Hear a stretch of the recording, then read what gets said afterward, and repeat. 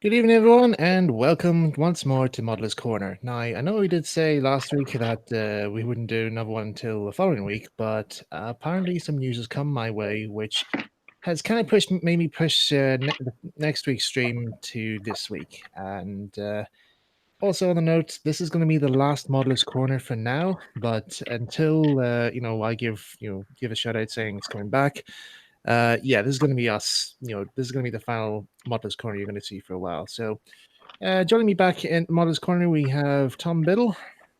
Hello. And we have the good old Luke. Hello. And I'm sure we're going to have some other friends who said they're going to stop by as well. So hopefully they can make it around here for the stream. So yeah, so why am I choosing this day to make the last? Why is this the last Modelers Corner? Well, the reason is that I've got for the next 2 months, I've got a series of work coming my way, which not Thomas related, but it's more something else. And basically, this work is also a training course which I'm doing as well, and this more or less implies on doing some animation work. So that's kind of what I wanted to do years ago, just be trying to work as an animator for children's television, and this opportunity has come my way. And this company saying, "Well, we would like to have you on board, and we'll put you through like a training course to make sure you understand the software okay. And at the end of the whole thing, we'll let you know what we think, and hopefully, I can get a job from that." So, because I can't live off Thomas forever, because there's only a certain amount of time I can work on it. But anyway, so yeah, that's why Modelers Corner is going to be put on hold for probably maybe the next 2 months until I can give the word saying when it's coming back. So yeah, that's basically the whole story. So yeah, like I said before, I hope you guys enjoy tonight's stream for now, and let's see how we get on. So who we got in the chat here? We got quite a few friends there. We got Tram Engine Studios or Aaron. Hey Aaron. And Tank Engine 70s Customs, James Smith Studios, Sandy Ego, Aiden 0206, Glitchy Boy Studios, James Smith Studios. I just said that again. And yeah. And also I got Ben as well. So hey Ben, how's it going? So yeah. So tonight with Modelers Corner, last week you saw me working on City of Churro kit. This week I'm going to be working on a Dapple Thatched Cottage. And Tom, what are you going to be working on tonight? Well, I'm going to be working on this tree here. I'm going to be adding some foliage to it. A happy little tree. But it's going to be used for close-ups, hopefully. So I'm going to be using not the basic foliage you get from the shops, but I'm trying to kind of cheap Magic Railroad technique where the trees in the show some of the trees were made from brass. I'm going to try with some plastic, plastic leaf things. Yeah. Okay. And look, by the looks of it here, you're going to be working on Scarlowy again today, eh? Oh yes, plenty of work. As you can see, he's been stripped back down to bare basics again because I have been priming and sanding every part down to make them nice and smooth because each piece is 3D printed. So you get the print lines on it, which doesn't look very nice. So it does take quite a bit of time, but just going to go around sanding every part, giving it multiple layers. But thankfully, the kit's designed in a way where you can everything's essentially screwed together. You don't need to glue anything, apart from like a couple of odd little bits. But for what I had put together, it was just screwed together for now. So hopefully by the end of the stream, should look a little bit more complete with a bit of color. Awesome. What will happen if you lost the screw? Out of interest. I would have to buy a new screw. You can get replacements. Okay, cool. It's all just standard screws, essentially. There's no special made components for it, other than the actual plastic, 3D printed parts and the wheels and such. Okay. So I was looking at that earlier today. I was trying to remind myself. Looking up to remind myself the release date for the the Cool Props Vintage Thomas. Yeah, it's soon, isn't it? Yeah, it's 13th of July. I think it's that's quick. Might be released. So I also noticed this. Somebody took some photographs of the replica in the case, and upon further inspection out there, they actually took a shot of it from underneath. And the most majority part of it there is it's just all hollow, Ah, and it's all attached together by screws. So I'd say this model is easy. This replica is easy enough to come apart if anybody wants to convert it to be electric powered. that's probably why they've left it hollow, I imagine, I suppose so. Yeah. because that would definitely be like quite an amazing thing to see if someone doesn't manage to fit one with a motor. Yeah. Some flying Tarso saying he has the same knife kit as you has there, Luke. Yeah, I'm pretty sure it was Aldi. They were doing a big sale on like just a load of work tools, and they were really cheap and are pretty decent quality. Yeah, we often get like if I want to get some like tools out there that are on like a bargain offers, I go to Lidl. Yes. It's a bit like Aldi. In a way. Yeah, Aldi and Lidl. Yeah, they're just kind of like the two good discounty type stores. Yeah. Oh, Oh, it's a Max. Hello. My good. Hello. Random Max appears.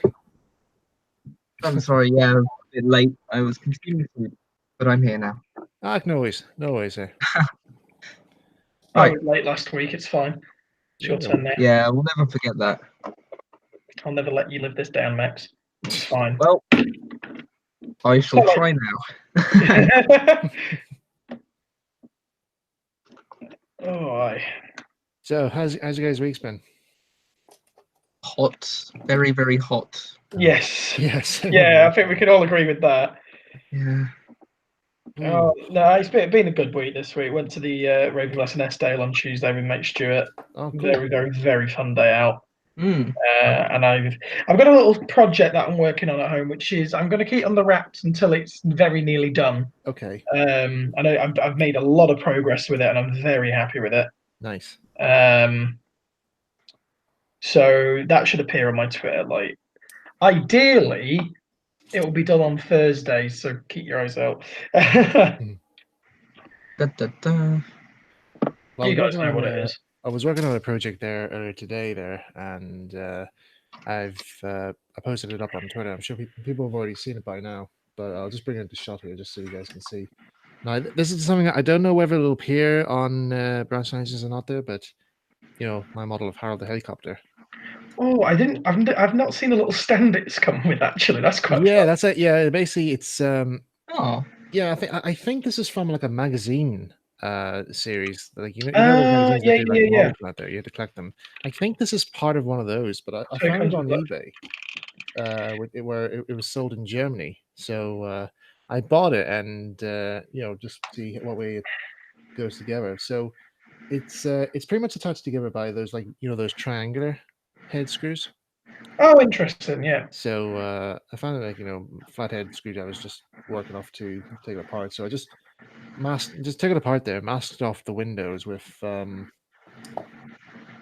that that mask roll stuff. Doesn't it's all right though. I had to put I had to put it all in blobs because it was quite thick.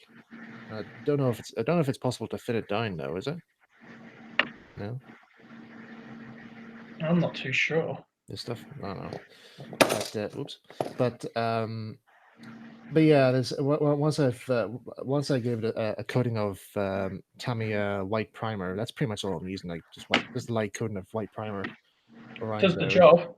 It does actually, yeah. But just a light coat there, and then I doubt you. mask a little off there. There's a wee bit of paint there's kind of chipped off of there, but it's an easy touch up with some Humbrol stuff.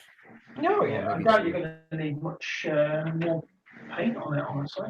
Yeah, so I'm gonna make some decals for it at a later stage. I actually have some in the works that are being designed now on Photoshop there, so I'll get them printed out maybe during the weekend, and then see about getting how completed there. But yeah, we'll see how it goes here. Nice to have a realistic model of Harold all the same. Yeah, it does actually. Yeah.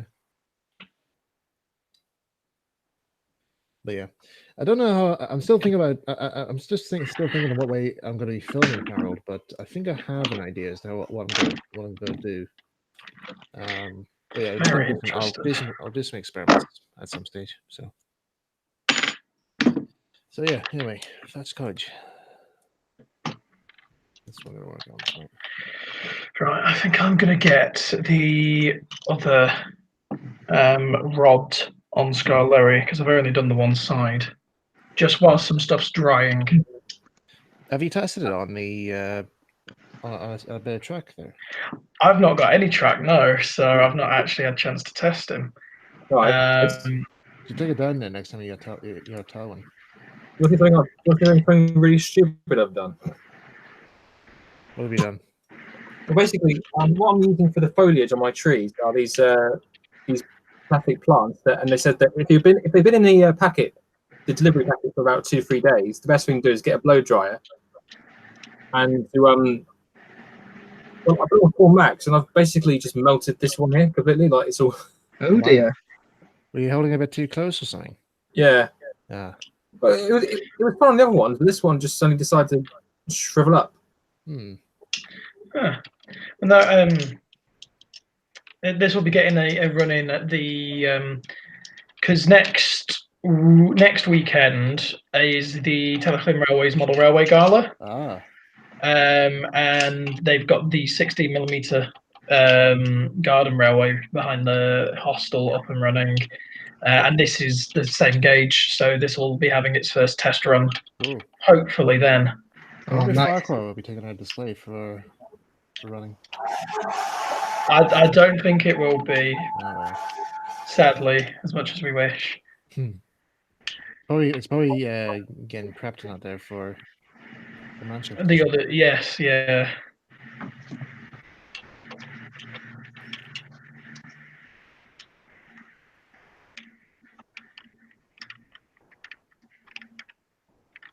Now, here's the interesting part: is how to put these on.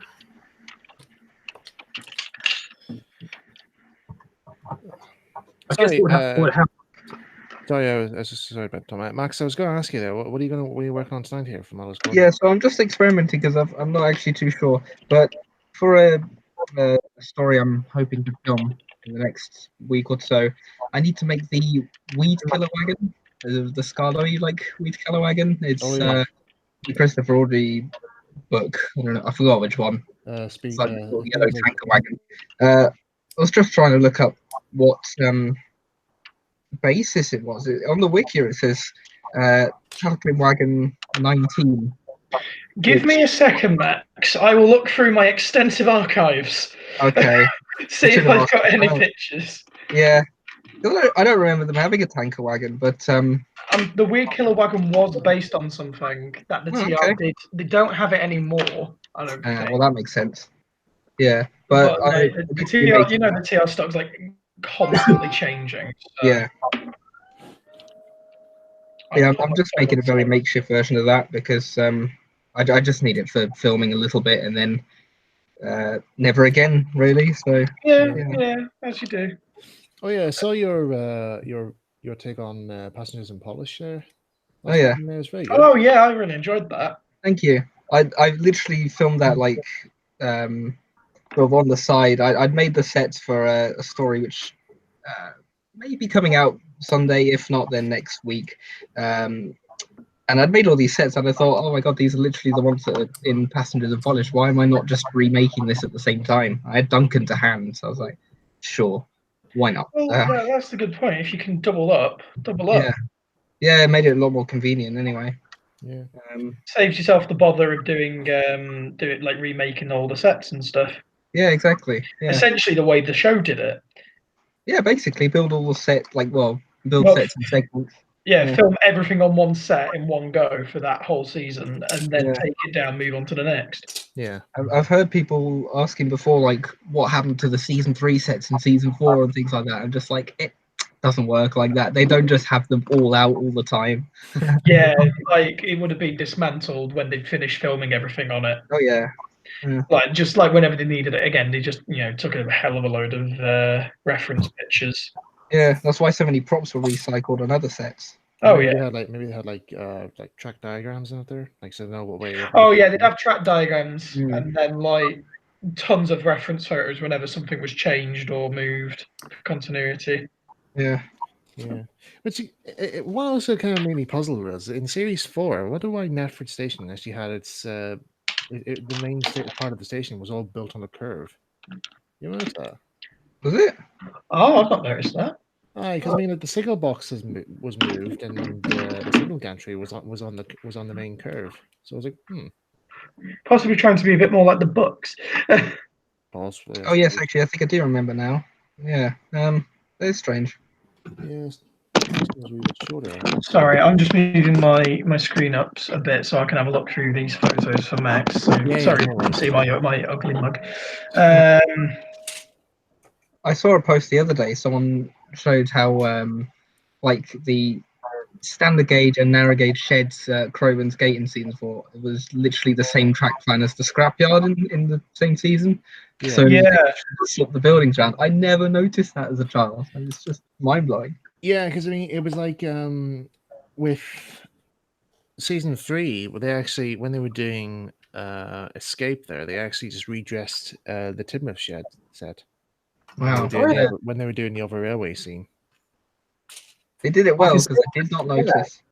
I see it now.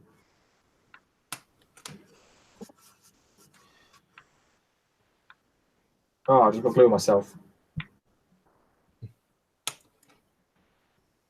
What was it? Tom, did I remember one time there when you were doing trees not there, when you were doing animation? Was it not one time you actually used real leaves for the tree foliage? Sort of, yeah. Yeah, but then you said you had to stop doing it though. There was a reason why you thought why?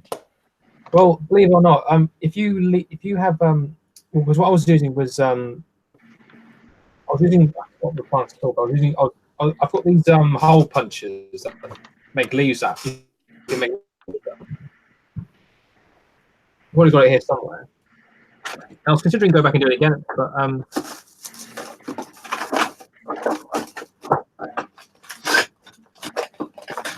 I can't find it. But anyway, the idea of it was, you basically get some real. It's this thing that you can get from war games. You get these realistic. You get these real leaves. You press the leaf pattern out of them. That makes sense. Yeah, it's like a wee hole punch.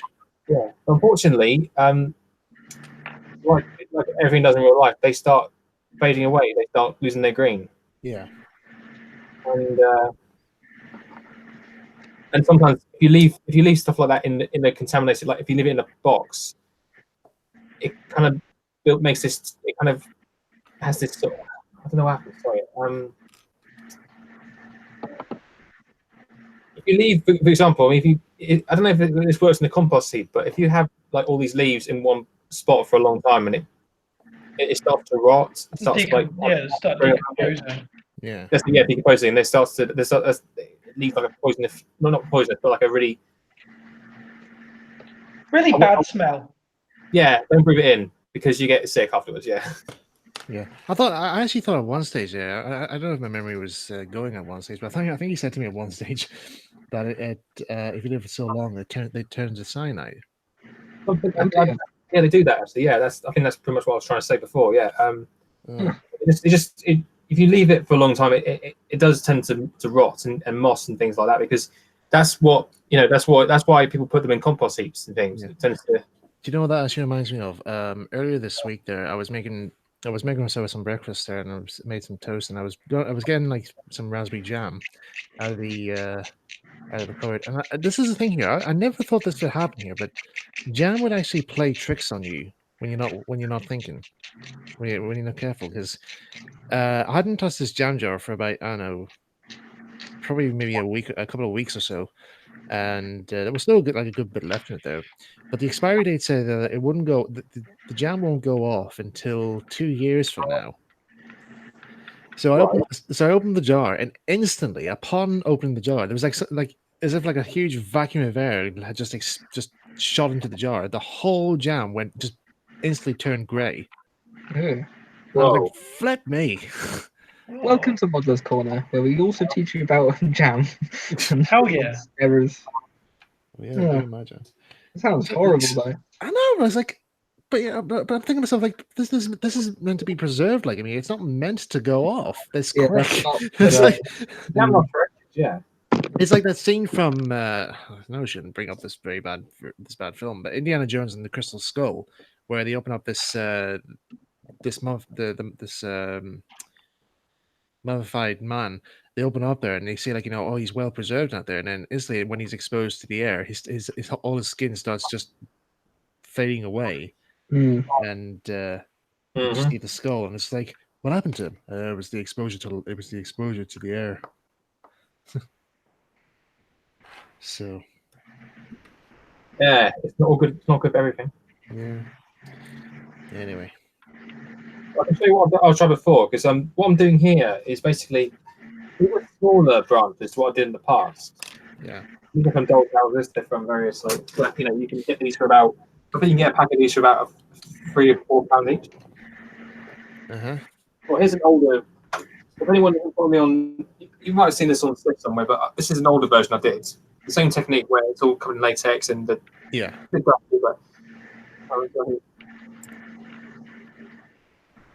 can't really see it, can you? Sorry. There we go. With some bigger leaves. Uh-huh. The idea was my plan for it was to make a tree that close-ups. Yeah. So kind of like if you watch a lot of series 1, if you go in particular, if you watch the Gordon's hill scenes, like when Edward's pushing Gordon up the hill, you can see on the left-hand side there's a tree with all this with all the foliage on it, like all the leaf detail and everything.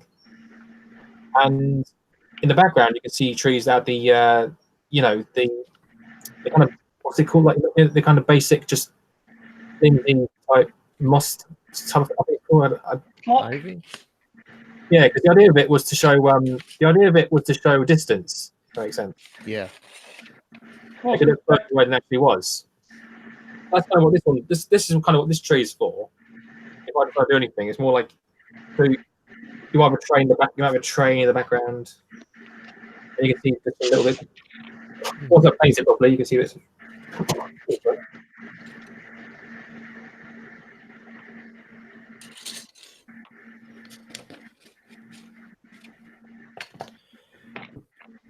But again, I'm not going to explain that. So yeah, I'm just doing a different type, trying out different types of.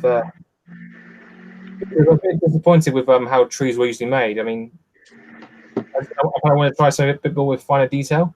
Mm-hmm. Does that make sense? That's kind of what this is about. Yeah. Trying to think different style, really. What we usually see. But hey ho.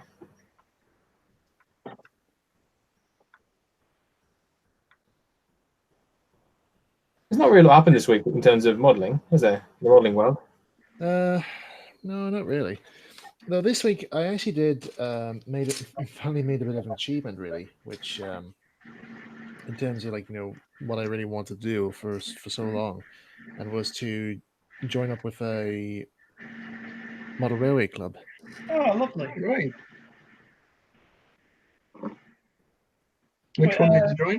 Yeah, I was about to ask which one. If you don't mind. Oh, it was what was it called? Well, basically, they've only just started forming. They're called the Glen Abbey Model Railway Club, and they're basically based in a church hall, really. But I went there, and there wasn't really, there was only like 3 layouts set up there, and it was just like a small group of people there. But what do you expect for a Well, beginner? if they're only just starting up, it's 3 layouts is a decent amount, honestly. Yeah. So yeah, they were very nice people there, and because they were the ones who I mentioned in my exhibiting at Farquhar at the North Down Model Railway Society show. They were the ones who were right next to who I was exhibiting next to, and I became very friendly with them. Oh, lovely. So they were very they were very nice people there, and they encouraged me to to come along, and I asked where were they based there, and they actually live not that far from where I am, so I was like, oh, that's okay, it's about a half-hour drive, so I set out there this week to have a look. Instead of driving out there to see what it's like, and yeah, it's decent. It wasn't a long journey there, just and Sorry, Gandalf, what's that noise? Hmm? That woo noise. sounds like maybe a heater or something, or maybe it's just. Or maybe it's me, because I've got the windows open here, and there's like probably like helicopter noise outside, or planes flying. Has someone got a fan on or something? I've not. Oh, I think it's hang on, I think is it Max. You go? Yeah, it's Max has got a fan there, so I think it's probably him. Is it me? Oh, it's not on. This one's not on. Oh, isn't it? Okay. No, no. I don't. Yeah. I don't know if Okay. you can tell which mic it's coming from. I've not got anything on, so I'm not too sure. I don't think it's you, Luke. I think it's Oh, stop now. Oh, All right. right. Anyway. Blind Tardis is asking if he wants to join the stream. Who's asking? Blind Tardis. I think we're okay for now, mate. Really. We've got a few other people who are. Yeah, we should have other people coming along there, because I think I've asked TARDIS Rescue to come along as well, but see what's happening. Yeah. But we'll see later on here. Maybe we might ask you to come along. Tardis later on. Rescue. You're the one who makes the paper, Thomas, were you? Or No, that's Dan. Daniel Long. oh, right, sorry. There's two. Oh, sorry. There's Oh, only you're- one, there's only you one want- TARDIS Rescue. Daniel Long also does O-Gauge as well. Yeah, he did. He did a no gauge Rusty. Yeah. Hello, I am Rusty. No, Cows on the Wharf. Yeah. Yeah. I'm Oh, guessing oh, you were the oh, voice for it, were you, Luke? I voiced Rusty in it. Yeah. Oh. And for me, who is it even voicing Rusty? I don't know. He just has the perfect voice for him, It really. is. Well, Yeah. yeah. No. I guess you sound like a Rusty. Yeah, not Rusty, but like a Rusty. All right. Thanks. I'll take that as a compliment. It's supposed to be. I should have actually asked you to come on the team for Branchline Engines, actually, for the cast. Oh, now you say no. Yeah, I don't know, but don't worry. I should, because I mean, I did say on Twitter that, you know, even though the main cast has been all cast and all out there, I will be needing like some backup voices now for miscellaneous bits, like for passengers. Well, and give us a stuff like shout if you do need anything. that. Yeah. Yeah, I'm sure you likewise. I'm sure you can fit Rusty in there somewhere. We'll see. Yeah, here we are. Max, Hello. I found the picture of it. It looks nothing like the actual weed killer. Is it number truck. 19? I don't know. It's a very, very small image, and apparently it was the first attempt. Can I send it you? I'll send it on you on Discord if that's all right. Yeah, sure. Just because I've got that open into hand. Small image, but yeah. I didn't think putting branches on trees would be that difficult. Oh, sorry, Ken. Image. Yeah, it's the biggest I could find it. Sorry, Max. No, that's fine. Yeah, it's very different to the one shown in the books, but I feel like the one in the books is possibly based on a more modern one. Yeah, that's interesting though. So there's two tanks. Do I do it like that, or do I do it like the one in the books? Hmm. Oh, this is the dilemma. Always the dilemma with the telephone and the Skylar. Just on a tangent, I'll tell you what annoys me is when people abbreviate the Skylar as SKR. How come? Just because, you know, like Skylar is one word. Yeah, I guess. It's just That's literally my reasoning. Like, All right. and all of Audrey's abbreviations always was just SR. yeah. I guess people just get that confused with Southern though. Southern Railway. So. Yeah, true. Oh yeah, talking about Southern Railways. Actually, you know, Chris Ian Green's Gauge the Issue video. He talked about the E2s. I've not watched it yet. Oh, it's, But yeah. I think it's, I've I been think it's meaning quite good to. actually. I've been I meaning mean, to. I like his videos. it gave me a lot of infos to more about the E2s than what I basically info that I didn't really know much about the E2s. But it kind of actually made me now to go out and buy this book there by H. Norman, which he writes about what his experience riding on an E2. Quite bumpy. Yeah, so yeah, that'll be Oh, interesting to read which in book the again, sorry? reference materials. Sorry? Which book is that again? Sorry. Footplate Days on the Southern by H. Norman. Okay. So you can get it on the on Amazon, I think, or eBay. I might have to actually, because I mean, obviously I'm making making E2s in real life, you know. Yeah. I'm still going to remember the technical details about it. I've been researching the terriers recently. Another Hey, will be able to go on it. You'll like something they've got in at Wharf Station, Wharf Shop. Little paper card model of a terrier. Oh, nice. Oh, really? Yeah, they're selling these little card steam loco models, and the first one is a terrier. Oh, of course. I think I remember seeing those actually. Is that one in SR colours? I couldn't tell you. I only saw the outside of the little packaging. I think Because I had one of those years ago. Yeah. I may have to get one of those. Well, you're going to be down there soon anyway, so Hey. looking forward to that. Yeah, same. Chorus. Yes, and chorus. I've only been to the Corus Railway once, but it wasn't open when I arrived. Right. Yeah, I've never been, and we're going in August, isn't it? I think. Yeah. Is it true? Because I mean, I actually asked. I think my dad asked somebody at the Telekin Railway. Was that we were talking about the OG family, like, you know, being volunteers on the railway and out there. And I asked. I think when my dad asked, "What does Christopher Rogers still attend? Like, still work as a volunteer on the Telekin Railway?" But they say he more works on the Corus Railway. Am I right? Is that correct? He did have involvement with them, yeah. Because he did.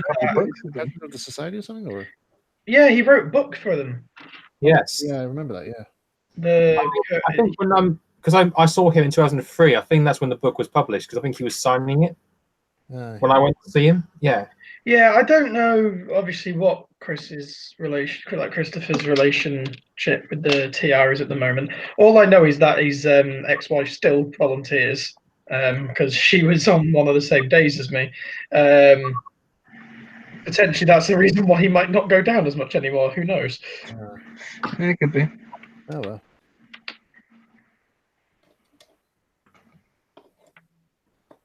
Oh God, this is.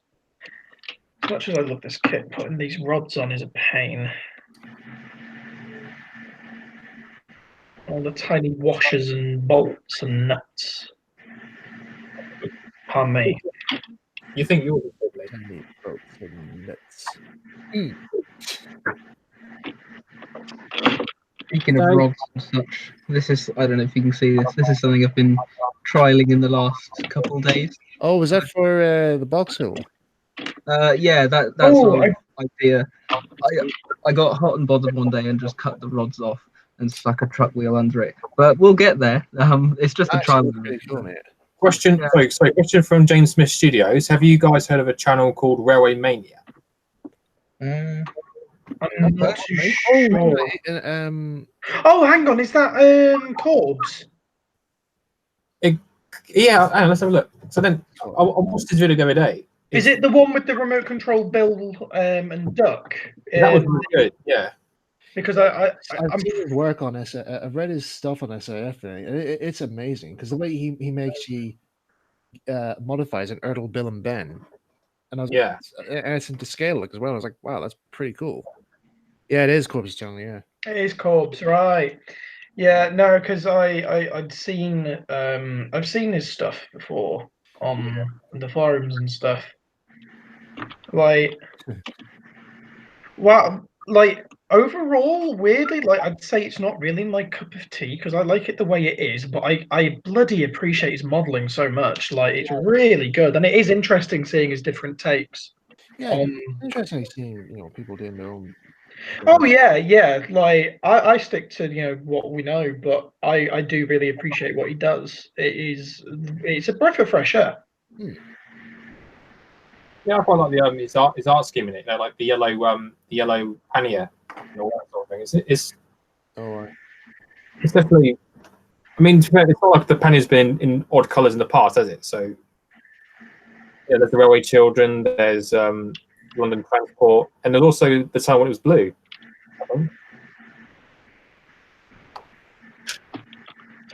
There was a blue one that worked for the NCB. Yeah. That was actually our first stiff meeting at Didcot. The pannier was blue, painted blue, and also the first engine to pull the flying tugboat at the Tugstrasse was the same engine painted green. Oh, lovely. Yeah. I don't know if you can hear it over the stream, but there is some very loud music being played outside my house. Oh, what music exactly? I don't know. Don't ask me. I'm not an authority on music. I don't know anything. And, Right, yeah. well, if there's any like smart hearing or sonic hearing people on YouTube, don't copyright the video just because somebody's playing music in the background. That's not. I have no control over. Like I was saying, I can only apologise if it is audible, but there's not much I can do because it's not like anti-sociable hours and stuff, so I can't really do anything to report. Oh, was it a festival playing near you, or was it a? No, it's literally the next door neighbours being very, very loud. Ah.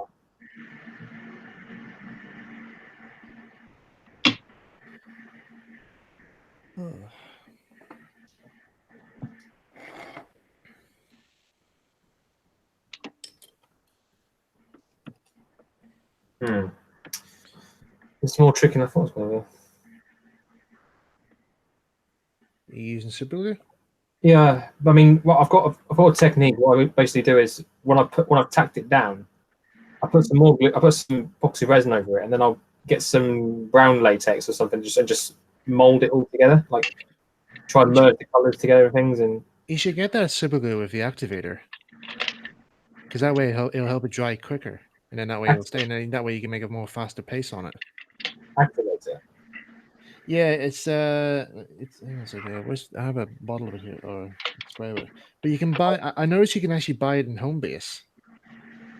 I was looking around there, and I just stumbled across, and I was like, "Oh right, there you go." You see, the thing is, my local one's been knocked down.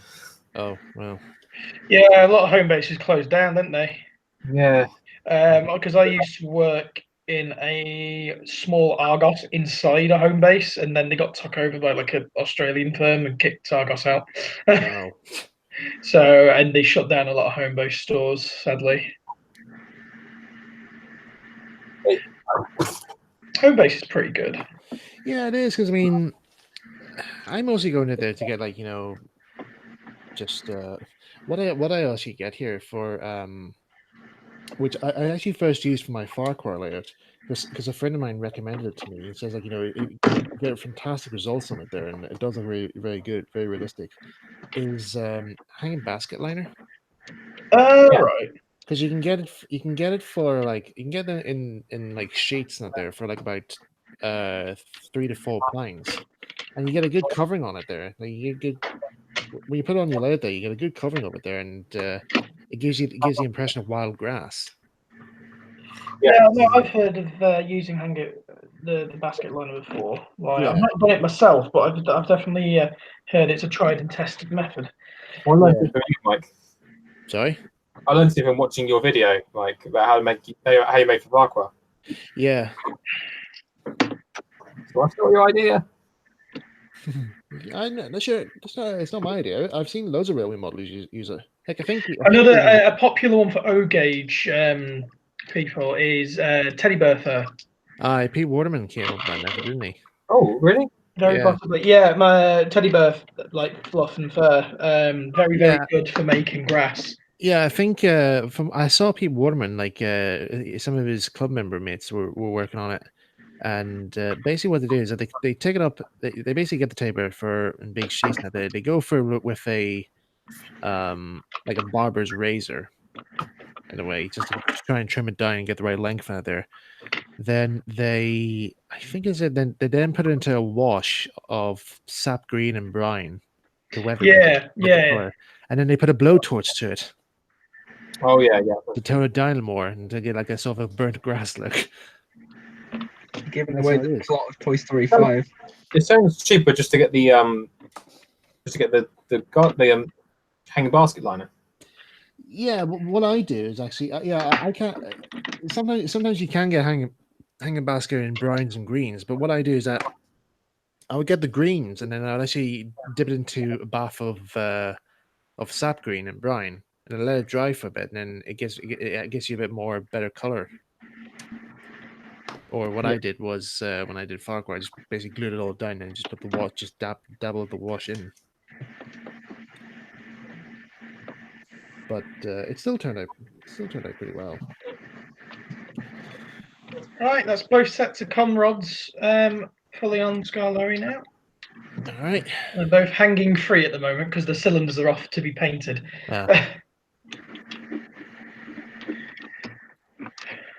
But that's more advancements in Scarlory mechanics.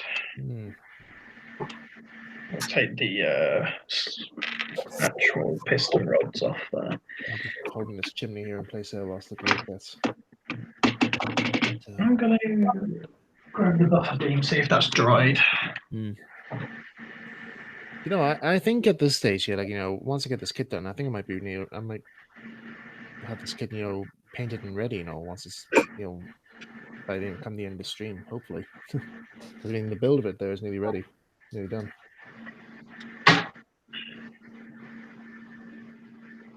It surprised me, like, you know, how fast these Dapple kits go together, really. Oh, that's scary. What? Sorry. It's not that scary. What? The kit went together quickly. Oh my god, that is so scary. Somebody in the comments said, Pioneer Tank Production said, I was born around series 8 or 9. Oh lord. Yeah. Wow. Makes me feel old. Well, think of it, like I found this YouTube channel, this YouTube video where there's someone who said it's titled My Very First Thomas Video. Yeah. And it's a bunch of episodes from series 8. And I kept thinking, Jesus, like, so you know, mate. the new generation.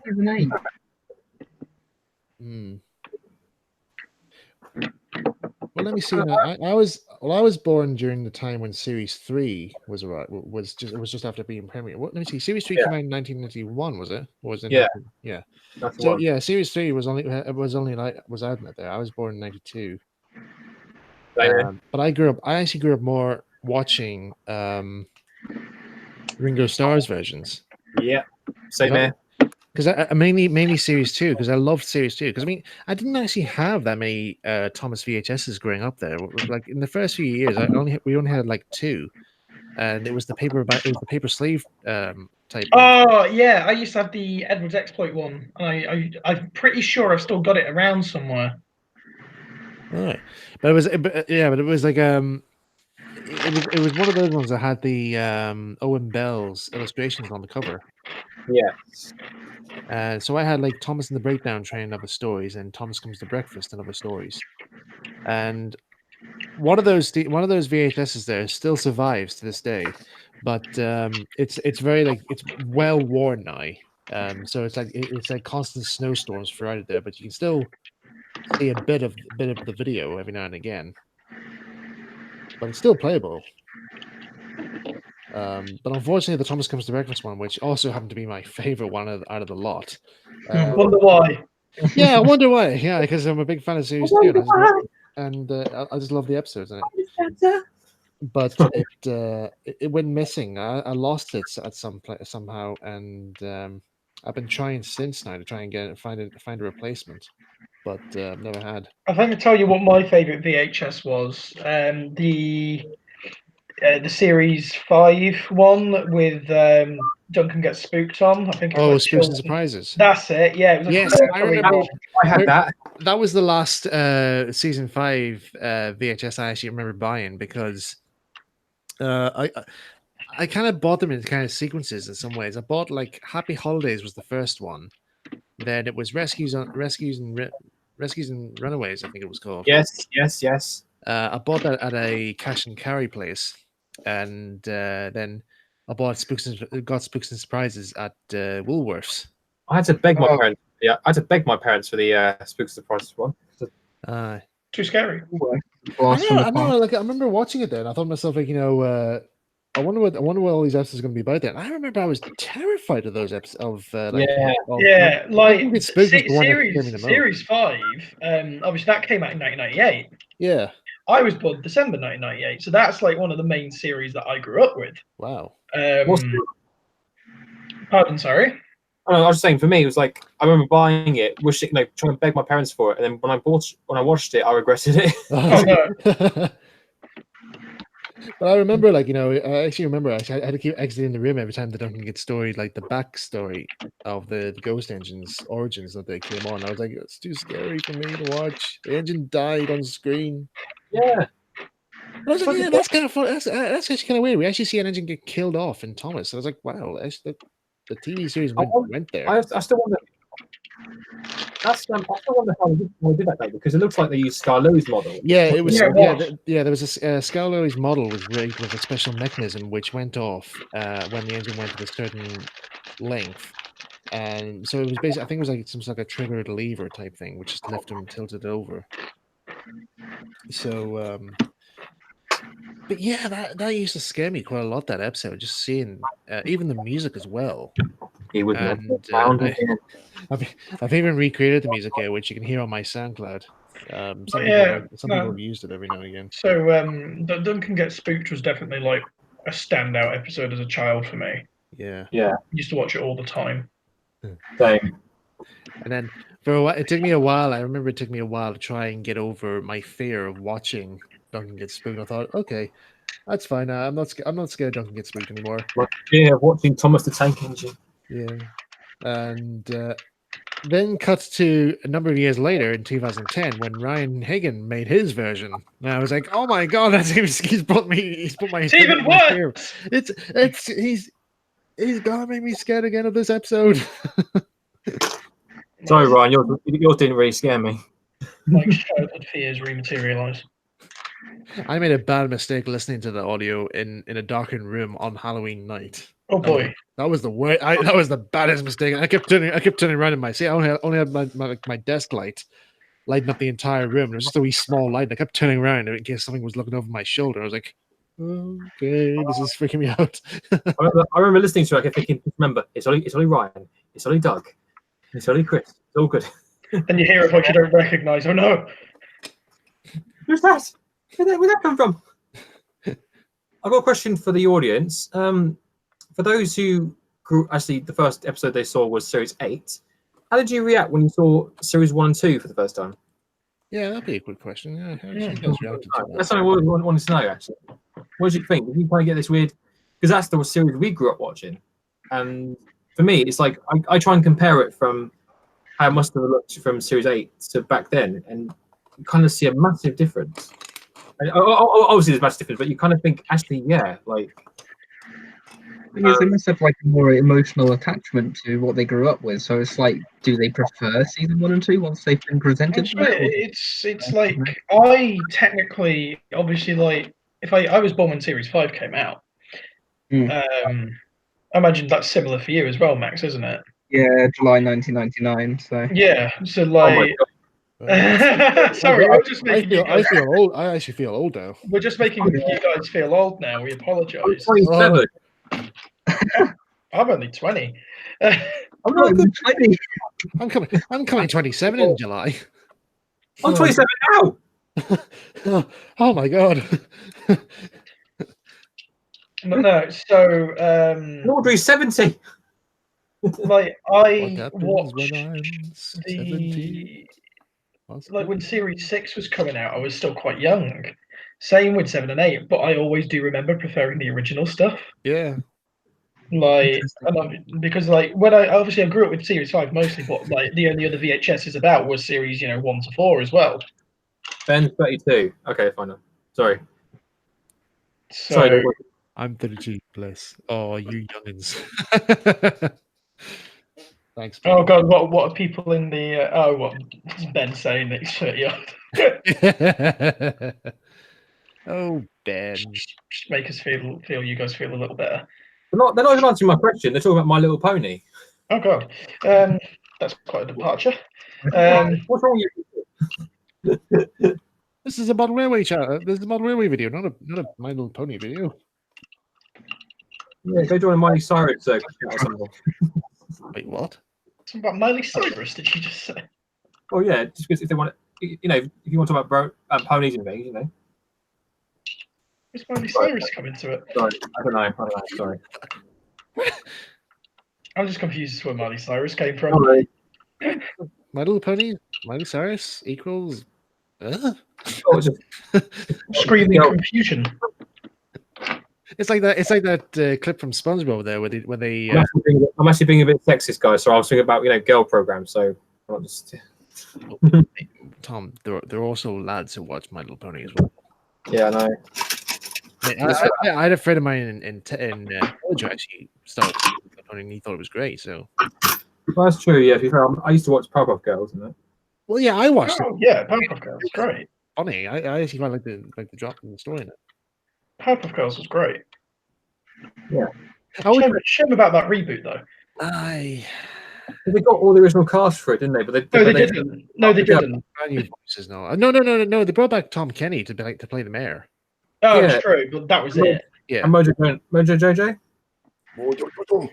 Yes, I remember it. And him. Well, is he in the new series as well? No, I don't think so. Yeah. Oh, He is, yeah. is he? Oh. Hello. I'm actually surprised considering the other stuff they changed. You know what I was watching now, which I actually started to enjoy watching again? Ed, Edd n Eddy. Oh, that brings back memories. That was a great program. I can't watch that again. It was so random. It's just like I was actually watching it. I thought to myself, my God, this is actually really. I was still laughing at all the humor in it. It was just like for example, like Ed loving chickens.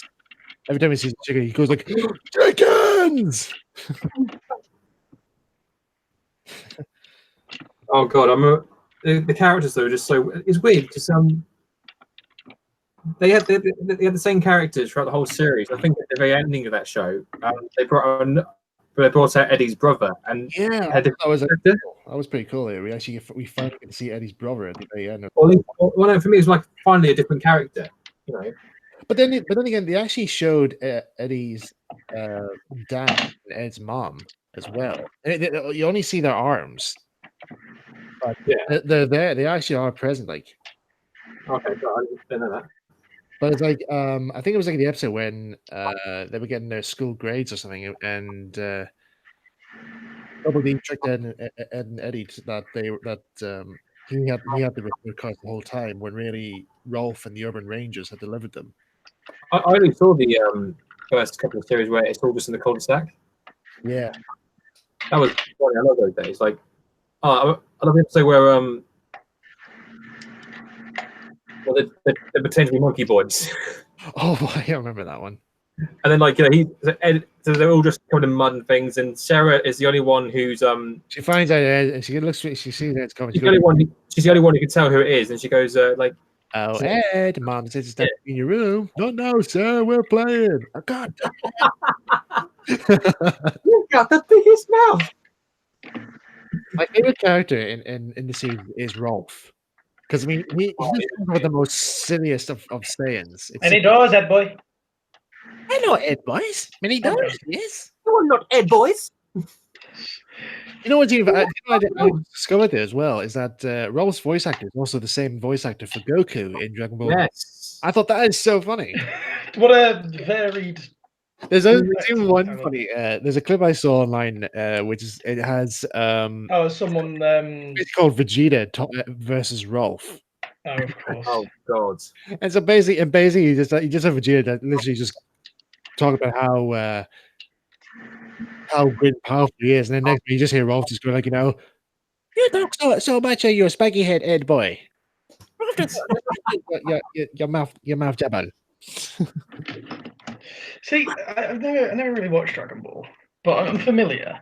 Yeah, I've seen a few episodes in the past, like I think it was sometimes I saw it on I think it was like during the late nights in Cartoon Network. They sometimes Yeah, because it was like Toonami where they show. on, yeah. Yeah, I remember that. Right, so my primer slipped and I've accidentally made Proteus, guys. Sorry. Ah, Yeah, that's all right. he's still good. It's just all the undercoat. Here's a cartoon here that I haven't seen in a while. Mucho Lucha. Oh God, I remember that. Yeah, do you remember that one? What's It's it called? the Lucha. It's basically like it's all set Masked around Wrestler. Mexican wrestling. Yeah, the kid. Yeah, and Oh, I remember that. every single people in the whole show is all wearing masks, and there's even one episode like when Ricochet, he loses his mask, and it's Can't actually show his face. it turns out it's actually a crime in the time to actually take off a mask.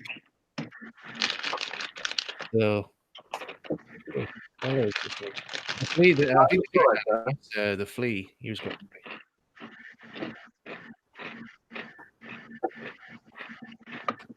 No, I missed shows like Johnny Bravo and all that. They were Oh, right, Johnny Bravo. Yeah. He was the character who his birthday was Valentine's Day, and they didn't want to say he even get stood up on Valentine's Day. He never got a date, and then he comes home and his mom threw a birthday party. It's like, Ma, how did you know it was my birthday? What do all these people do here? I don't even know any. I don't know these people. How did they come to how did they know it was my birthday? I just said there was free cake and they all came. I actually must have shows how good writing. Oh yeah. But yeah, Tom, as was saying, just look how easy this has gone back together. Yeah, it's really, really, really quickly that. It's 4 screws to get these back on. And you've made Dolgok. Pretty much, yeah. Oh, yeah, that's all right, yeah. And then literally, you do take off the saddle tank, and like the front does start looking very much like Dolgok. Yeah. I do think in reality the boiler diameters are a bit different, but you can't really tell. Yeah. That's my that's my all settled. So I just let the glue dry for a bit there, and then I'll go take it down and get it painted. Or get it primed anyway. I'm going to take a break from the tree and go back to. I don't suppose you guys know, but my Thomas is in bits at the moment. Right. Because I found out when I was soldering it together, I'm using the wrong sort. Right. I found out I'm using the solder you use for white metal instead of brass. Oh yeah. Right. Oh yeah. So I've had to take them apart and re-solder it again, make it stronger. Otherwise, you get things like this where it just suddenly comes apart easy. I mean, unless you're not using force, it should be fine. But you don't want it anyway, just in case. I mean, what we're now watching, people, here is actually a demonstration as to how the E2s were broken up. yeah. Whilst Thomas is in the background behind the tree watching. Crying silently. Silently. That's my brother. Was your brother? Yeah. There you go. Right. I'm going to show off this mug here that my sister got me at Halloween. Oh. Skull Gauntlet. Thought it was pretty cool. I like that. Oh yeah, here's another one I actually have. I actually made this one some time ago. I'm gonna make a new one at some stage. I just love this artwork. I just love it. It's very quintessential Thomas, isn't it? Yeah. I feel like it encapsulates just kind of like the whole brand. Like, even though obviously like the Railway series is very much everyone, that piece of artwork is iconic. Okay. Yeah. Right. I mean, I am going to disappear for a little bit because I need to go do some painting. Yeah. Okay. As well. I'll be back soon. I'm just going to go and spray the saddle tank, I think, for now. Pardon me, just to get, and probably one of the cylinders as well, just to get a little bit of colour on them. Well, then. Back soon. That was a whole flip me. No thanks. This whole mug there, it was just enough there to just fill up in this whole place. That's pretty cool. Oh, well, cheers.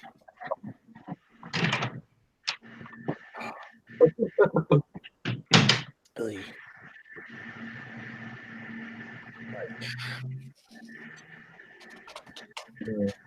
Oh yeah, might as well show this here as well here because I was working on this during the week actually. You remember that road bridge I showed last week there that I was making for Branch Engines?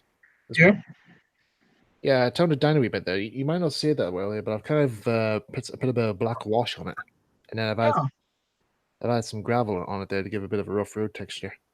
Oh, nice. So that was nice. That's all. It's actually like Woodland Snake's like sand gravel, but I'll put like a black wash on it there, just give it that sort of old age thing. So I'm gonna put some grass turfs on the side, just to give it a bit of an old 60s, late 50s look. And I go get some pastels, just brush it all around to get that old smoke and all there. And yeah. Nice. Ooh. Right. Okay. See if I can get this.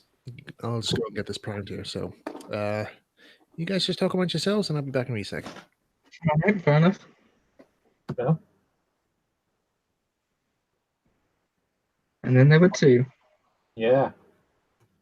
So, one thing I was wanted to ask. I know you're very passionate about terriers. Yep. It's in the name. Are there any other classes you're mostly at the same level of interest for? It's just them. There's a lot of classes I like, certainly. I've realised in the last few years I'm definitely more into like the smaller engines, the little tank engines. I love the P class, very similar to the Cherry. But Taliesin and Dolgok, obviously, I love them to bits. Not very original. Trying to think of classes that are a little more like different. I like. Yeah, I don't know. All the Southeastern Chatham engines, they're lovely. The P class. You what? Sorry. I think the P class is waiting up restoration again, isn't it? Or not restoration, overhaul. Primrose is finally. She's been in pieces since the 70s, but they're finally putting her back together.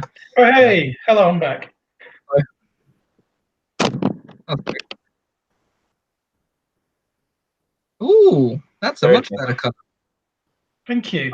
I tried to find the closest red I could that matched my 009 stuff.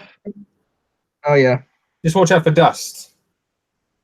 Yeah, of course. Like, The hard way. don't want any of that settling on it. No. I want to show what I've been making, so I haven't shown at all. It's in pieces and where's the tiny wagon thingy? Oh, it's looking really nice, Max. It's on a little just a ready-made Pico chassis for N-Gauge, so it's not accurate, but it's only going to be in a few scenes probably, so you'll see it. How dare you, Max? But who said effort needed to be a thing in modelling? Nah. Everyone. Oh. Oops. If anyone happens to be at or is planning to go to the Bluebell Railway tomorrow, they've got their model weekend on. I shall be there with a few others. And will you be displaying? I won't be displaying, just generally visiting. Okay. Yeah. Did you meet Ness last year at the TR? No, I never met him. But No, well, it'll be at the. I'm pretty sure he's going to the gala, the Model Railway one. yeah, no, yes, that's a meeting and a few others. Oh right, okay, good. God, Yeah. you're ahead. Just about, but yeah, it should be good. But it's also meant to be the hottest day of the year so far. So Oh yeah. I'm on the footplate next week. I'm just hoping it's one of the open cabbed engines. Oh yeah, that'd be quite good. I remember it was a really, really, really hot day, and I looked out, because I got to be crew on Furnace 20. Ah, yes. See, that's an engine you want on a hot day. Oh, it was gorgeous. Proper Victorian piece of engineering with an Exactly. open Yeah. cab, with no cab, Eh. just a weatherboard. My favourite kind. But Lewis just put in the chat, hopefully to see you at Didcot for Toastmax. Yeah, I'm not going to Didcot this year, unfortunately. I'm away. Oh, I'll be in the middle of the ocean somewhere. You're going on Well, a cruise. one of our Yeah, Civ guys is getting married that weekend, so unfortunately I can't go. Is anyone Is this, going? is this in August? July. Late July. Like July? Yeah, I'm not. Yeah. It's quite expensive for me to get to Didcot Yeah. from up northwest.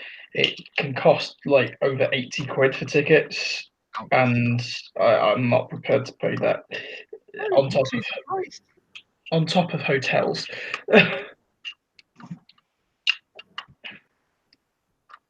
Well, that's where you stay. It's quite cheap. I mean, Luke. Pardon? I was saying the hostel in Talaclin is quite cheap to stay for. Yeah, if you're volunteering, it's £4 a night. But this is Didcot, not TR. I don't think if you just pay for membership and say what you just stay in the carriage shed. Sorry, you stay in the coach. I'll volunteer through the night. Exactly.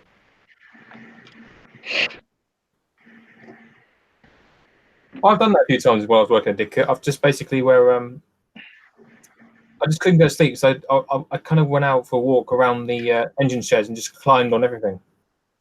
Nice. You do. It's quite nice actually. The whole site. You got the whole site to yourself. Yeah. And obviously because the guys have been there for years, so they don't really think much of it. But because I was new to the place as a volunteer, I just kept thinking, this is like, this is awesome. You're a kid in a candy shop. Yeah. As it's It's like that at Scotsman came down and stayed. Like I did an overnight turn, just like keep the clean out the flies. Oh, was that when Scotsman was down? Yeah. And they were like, yeah, just help yourself to the like the overnight accommodation coaches and stuff. Never went up to them at all. Literally just going all night, just stoking fires and doing the smoke boxes and stuff. It was exhausting. Also, can you stay at the Blue Barrel then, or is this? They have some rather outdated asbestos-filled coaches in the yard, but What you want for volunteer accommodation is authentic. yeah, it's very true. No, I'm sorry. Well, what I want is just a place so I can stay and haven't got to keep travelling there and back every day. Yeah, To work, I don't know how much Bluebell actually do for like people planning to come down and then volunteer on the day. I think it's more for people who are booked to do like 2 days and they stay overnight just so they can legally be within the hours. Well, I mean, because I'm kind of like, I would like to try, because some of the things I would love to try and do is try to work at more than one area. So I'm actually trying to find a railway to work at, because when I was in Devon, I used to work at the Plym Valley. Yeah. I mean, I don't know, if I was to just do, for example, like just a week on Talaclin, for example, could I just pay for the hostel and then just come down, or is it? Oh, you need to be a member of the TR. Yeah. You need to send off your booking form, get yourself booked onto volunteer, and at the same time you inquire about the hostel. And it's as simple as just asking, "Oh, I'm wanting to start coming down. I'm going to be volunteering," and then they'll just say, "Yeah, it's £4 a night." Okay. Simple as that. Because Talaclin's definitely on my books of I would like to, because I like to try. You don't need to be like a regular to use the hostel. Like it's there for anyone. You might only ever do 1 week ever in your life, and that's fine. They'll just appreciate that you've taken a week out of your life to help there. Yeah. Oh, definitely. And hopefully, if I do come, there'll be more. I'm going to me and Tom Jedsky and Crystal Blow. We're going to go to Poland in September and drive steam trains there. Where's that? Sorry. In Poland. Oh, right. Okay. That's cool. Because what they do is, I mean, there's a video on YouTube. What they do is they allow tourists to come down, and this is last year to do it, unfortunately. You pay for the week, and what they do is they allow the tourists to drive because down there, I think I'm pretty sure it's the majority of the main line down in Poland is still steam driven. So,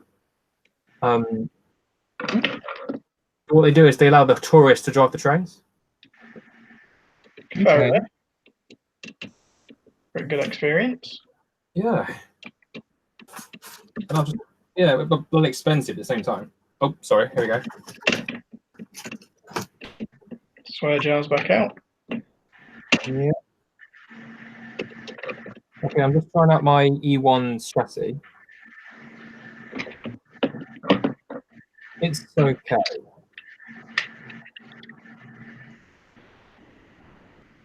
You just got a question. Why has Thomas got a face on his bunker? Task Again. Because I didn't want to replace on the front. And it was in line with the discussion we had last week about the railway, why Caldy Fell had two faces instead of one. And I thought if the majority of the travel was going to be on the back, then he should have his face on the rear end.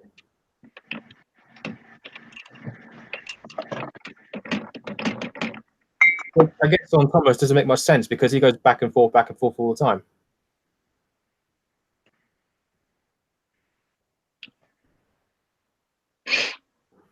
Oh, Sorry, I'm feeling really dumb. Thomas push-pull fitted. Thomas is push-pull fitted. He should be because he's an E2. He's got the Westinghouse pump at the front. That's not to do with push-pull. Oh well, no, but well, no, oh, that's not what I meant. That's air brakes. Right. Which he wouldn't have on the Northwestern Railway. I'm just saying. That's me back there. That's why his was taken off. Yeah, because they use vacuum brakes. Yeah, no, the push-pull fittings. Oh, where's my screw gone? There it is. Fell off my screwdriver. Yeah, no, Thomas is fitted with push-pull. E2s did, a couple of the E2s that were tested on passenger trays did get fitted with push-pull gear. But if we go off like Audrey's model railway timetables and a couple of the illustrations where he's got tailing lamps when he's facing forward, it's enough evidence to go that him and Clarabella push-pull fitted. Okay. Weird. Clarabelle doesn't have like the best view. No, but she does have a big bloody face. Yeah, that's true. She just screams as something's coming their way. Right, that's me now out of black primer, so I'll just have to restock on some more when I get a chance. I actually find, you see, when it comes to actually priming like model buildings out there, I actually find wargaming primers to be quite good. Yeah. Because they get right down to the you spray on like a very heavy coating over there, and it still dries out. You still get this lovely fine finish. I find that pretty cool, actually. So anyway, yeah, that's cars now black primed. So you can get the depth of shadows now with this. Now, let's see. Now I came across this pretty cool trick actually online. I think some of you guys may have used it before in the stream when it comes to painting like flats cottages or even like Great Western Railway coaches with the cream and chocolate livery. Mm-hmm. And some people always find it difficult, when it comes to actually painting the panels, they always seem to paint on the white, and they always find it difficult to try and line out the browns. Do you guys ever used to do that? Yeah. Well, actually, I found this video online where she said, well, there's a way to fix this, and it's basically you just have to paint like the coach or the thatch cottage the whole dark colors of blacks or chocolate colors, and then use like a watered down or a thin down bit of paint, and you just paint in the panels individually.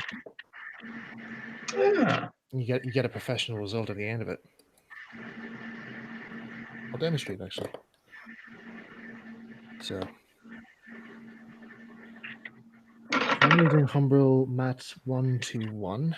I think this is a stone base color. So bring clean brush. I'll turn to Bob Ross here in a minute.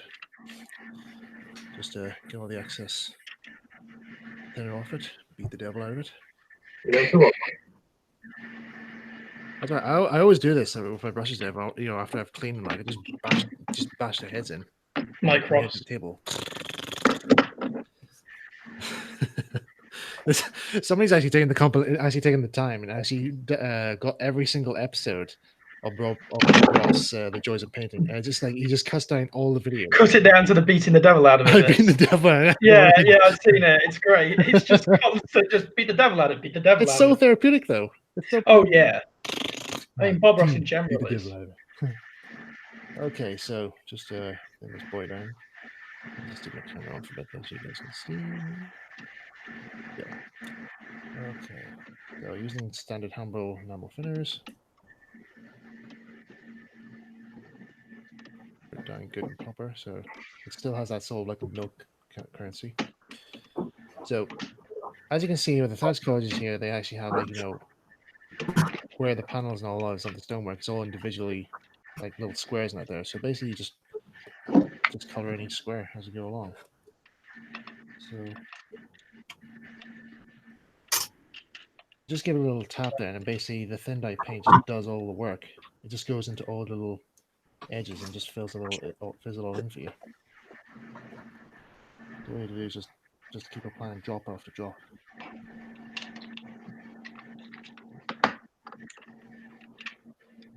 And yeah, that's one square done.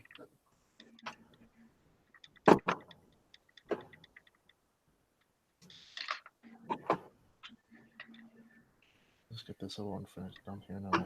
Is your Harold going to feature in the alley, Mike? I don't know yet. I'm still pondering whether or not he will. What's that? Sorry. My model of Harold Will he feature what? Sorry. in Branchline Engines. Oh right. He might, but he won't have a speaking role. He's just probably there just for cameo purposes. I don't know, because I mean, there's characters who I'm going to model that might not make an appearance, but they're basically just going to be there for maybe set dressing or So I think, like, for example, I might actually feature the little barge Dignity that you see in Percy and in the Railway series book, Percy and Harold. Oh, okay. When Percy is working on the key, there's a little barge that says Dignity. It's not like a Bulstrode, isn't it? Yeah, Bulstrode will also make an appearance as well. He'll make a cameo appearance as well, maybe. If I model Navarre Harbor, that is. I'm still toying whether or not should I actually feature or not. But There's always the latest things. Yeah, we'll see. Well, what I am going to do though is that when I get a chance though, I am going to try and see maybe later this week, not this week, but this month. I'm going to probably do a test filming of the style of Branchline Engines, and gonna like release it just for a bit here, so you guys can get an idea as to what way it's going to be filmed. Yeah, that'd be interesting. And like with the TV series, I'm going to test it with using Down the Mine. Because I've got a very good idea as to how to create some of the effects in it. I have a really good idea how to do it. Oh, this I have no idea myself actually. Oh wait, sorry. Okay.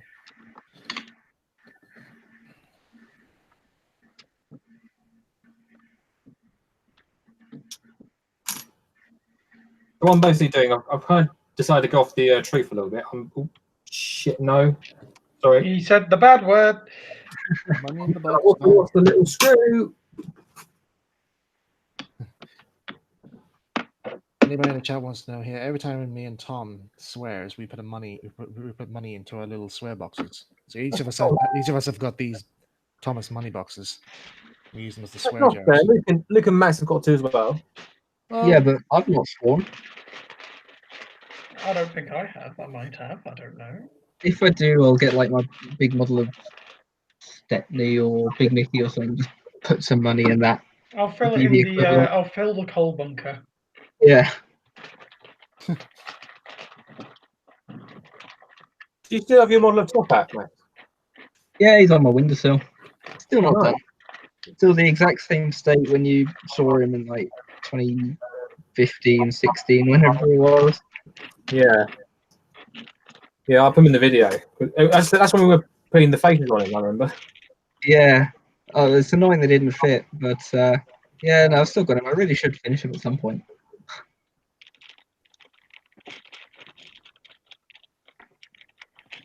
Have you got another Tugs related project in the works?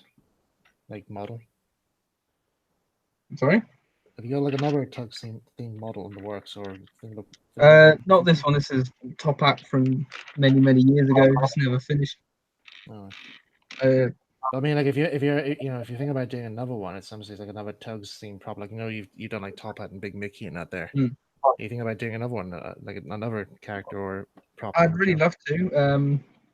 My friend Harry's planning on doing some Tugs videos. I've made a load of buildings for that, but yeah, still got more to make. Got to make the floating cranes, little He's bit half mode and whatnot.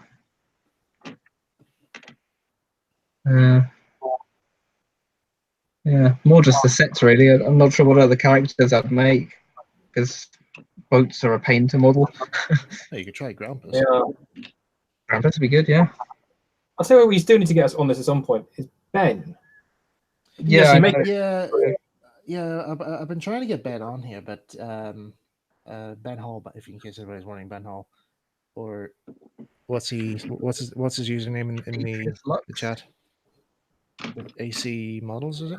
Or AC Thingy Bowl. Aye. Yeah, we're going to try and see if we can get him on board for the thing. But I think he said his workshop wasn't quite ready yet. But when he has, When he was on. Right, that's okay. But I mean, if he wants to come on, like I think it'd be awesome. Right, interesting. I could send him the hangout thing.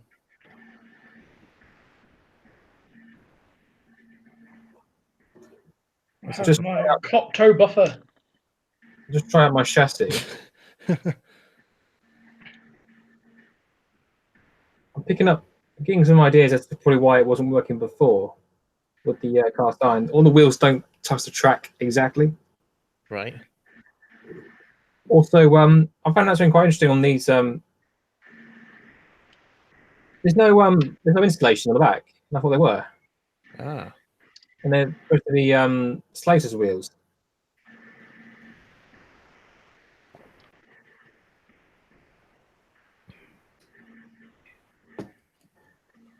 For those who don't know, when it's finished, you'll look something on the lines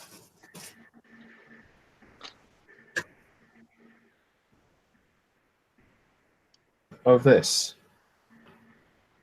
Yeah, E1.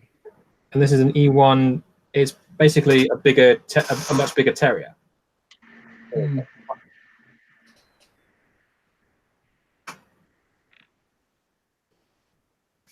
Yeah, I was expecting a bigger reaction from Max, but okay.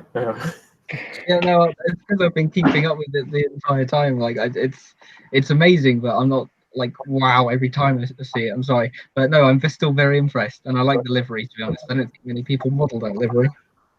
Well, it's going to be the LBSC green one. Yeah, so I mean, I think that's the least one you see, sort of LBSCR wise. Yeah, because I mean, it was basically used up until, because apart from the broad gauge I think it was broad gauge, but it was there were 4, and chief mechanical engineers of the LBSC. There was William Stroudley, who built the Terriers. Yeah. Then there was Robert Billington, who built the E4. Yeah. Then there was Marsh, who designed the H2 and also reboilered the Terriers to look as A1X. Yeah, so that's he's the reason why Stepney looks the way he does now. Yeah. He's also the reason why Stepney looks very different to Fenchurch. Yeah, well, Fenchurch is still technically an A1. Yeah, X, not even. not a Yeah. not a real A1. No, he's not. No. And of course, the last one, Lawson Billington, who was the son of Robert Billington. Well, you forgot one. Oh, did I? John Chester Craven before Stroudley. Oh, yeah, but I wasn't including that then. Oh, fair enough. Why not? Sorry, no. Well, because also, I forgot the name. That's why. Oh, fair enough.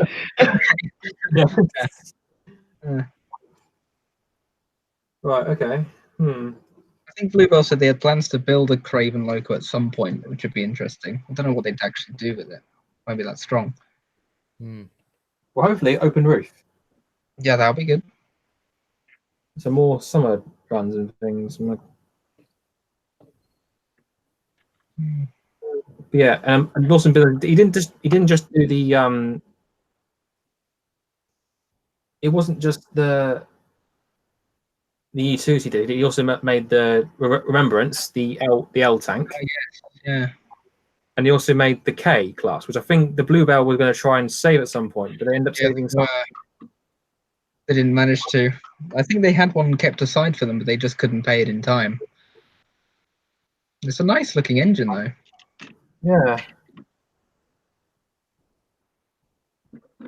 I was the way I saw it, I've always thought of it as like if Thomas was a tender engine, that's how he'd be. Yeah, that's true. It's very storybook-esque. Like, I can imagine it in the Railway series for sure. K-Class.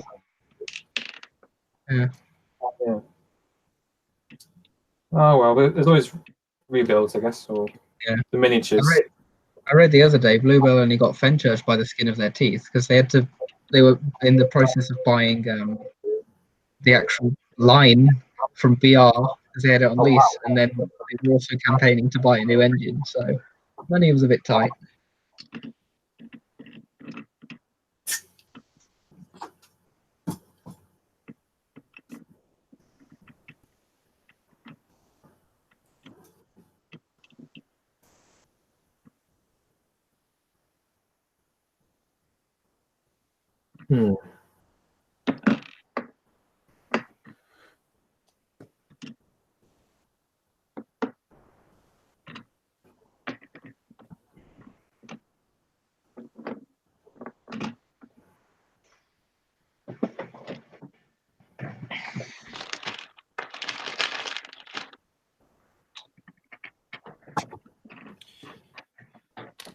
Right, I'm just going to sneak the camera for a second. I just want to show the chat here of progress on the paneling. So that's just all like from doing little small drips there, and that actually helps speed up the paneling.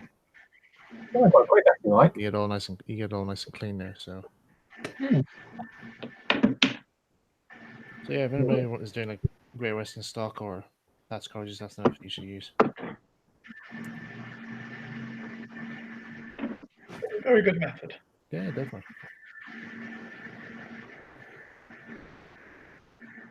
Oh. I think I'll give the one a rest for when I'm not actually on the stream because I think there's a lot of things I've got to do for this. I mean, I've been working on this since 2011. It's been long. Oh yeah, I know. I thought you built that there like sometime after 2011. When I bought it brand new, the kits. All right. And I was in the mix between do I want to do modelling, do I want to not, and now I'm a bit older and wiser and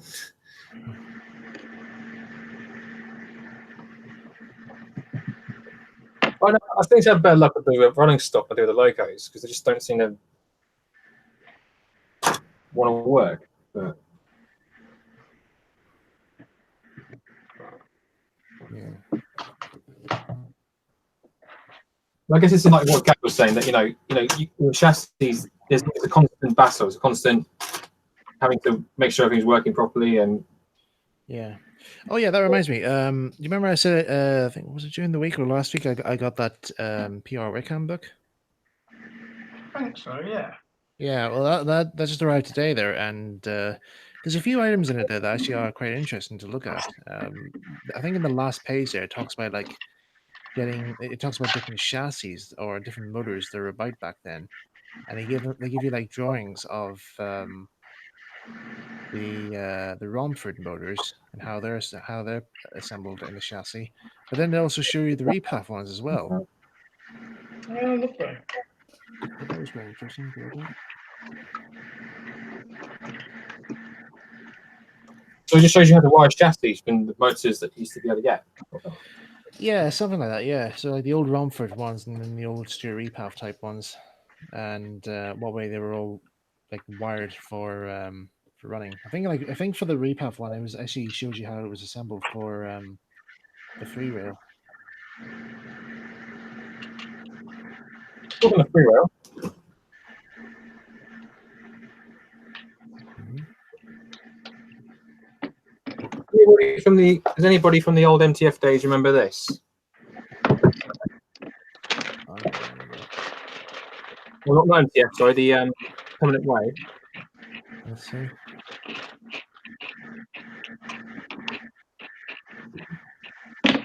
Ah, yeah.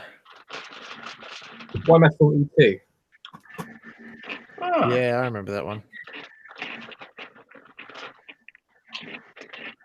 And it has a rolling chassis. right. I'm gonna go and spray some more stuff. I'll be back soon. Okay. I remember you were covering the build up. Did you not say somebody was helping you with the chassis at that during the time? Sorry? Did you not say in on all those years ago that somebody was helping you with making the chassis up? Yeah, the same person who made my E1, they could help me make the chassis for my E2. Cool. I bought this kit second hand. It came with all the original. It came with wheels. It came with all the bits from. Oh yeah, I remember. I actually remember wasn't the body not all held together like giant blobs of Yoo-hoo glue? Yeah, I think so. Yeah, I remember seeing that. I remember seeing the photographs. There it was just like these just giant blobs of glue. I was like, wow. And now it's solder. The same kind of solder. The same solder I think I used on my E2 because I realised it's for white metal. So although it's strong, it's not strong. I don't know. I'm not that convinced because although it flows better, I'm not convinced that in case I dropped it by accident, it's going to stay together. Right. Those painful things. So I'm taking it apart. That's what I'm doing right now with my. That's what I'm doing right now with the tanks. I'm just taking the bits off. I'm going to resolder it, Okay. and hopefully make it like a real E2, rather than the mockery Thomas I was doing before. I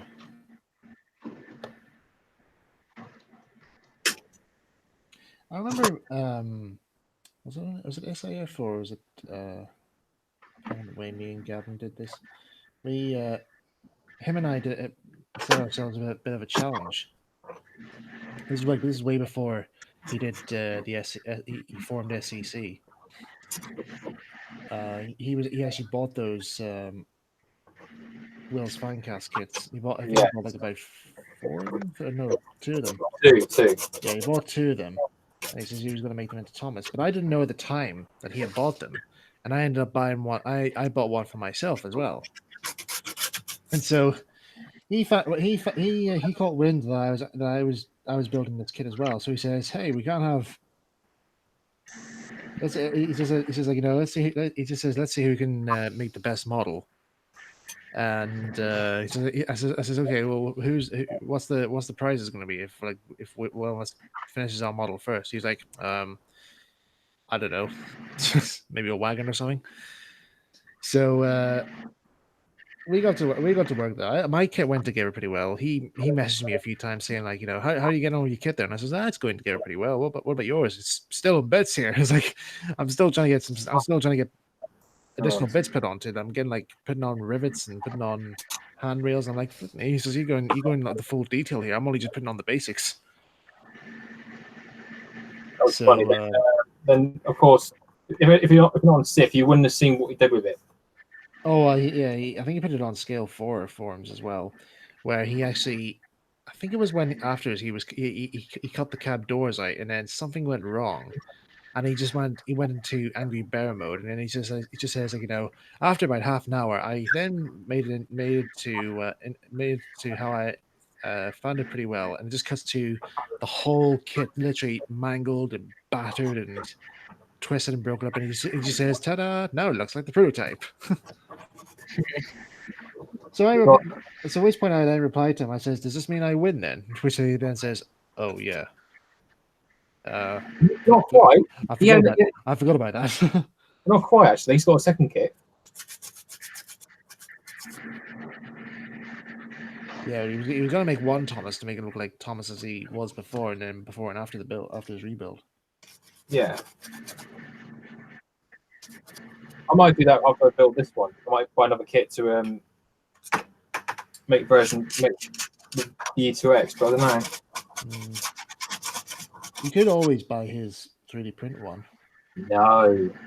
It's plastic.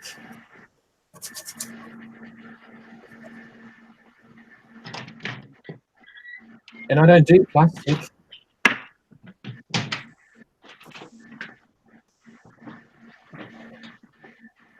Hello, I'm back. Hello. Hello. Some more red goodies.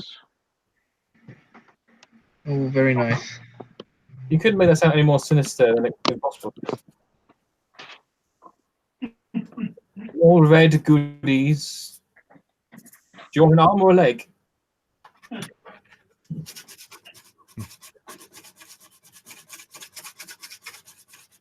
That's pretty cool. What's your red actually? It's high coat, perfect finish, BMW bright red because I'm using car paints. All right. Because obviously this is it's an outdoor model, so.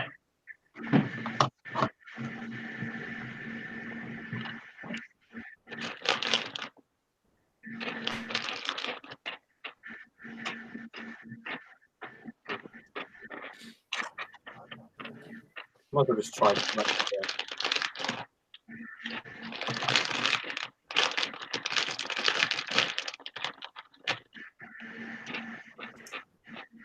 Enjoying your crisps, Tom? Not me. It's me. Oh, it's you. Ha ha Oh, it's you, Luke. Sorry, I didn't see that. ha. Sorry, I had the thing turned to one side. Oh yeah, there we go. I didn't want to say anything because I felt like I was going to be a bit harsh, but I thought My favourite. we'll probably stop in a minute. I like the Walker's Sunbites. Oh yeah, Walker Sunbites are nice. The three chili ones. They're my ultimate favorite ones. They're the best. They're the best tasting. Amazing.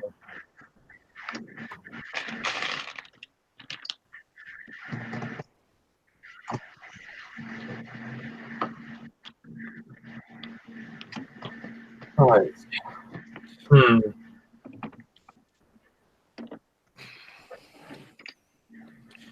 So here's a question here. What do you think? Who do you think is going to be on this year's the next series of Great Model Railway Challenge? I know invited on it, so I'm not going to say. All right. Well, I was invited this year, but unfortunately, because I've got the wedding coming up, I had to say no. That's a shame.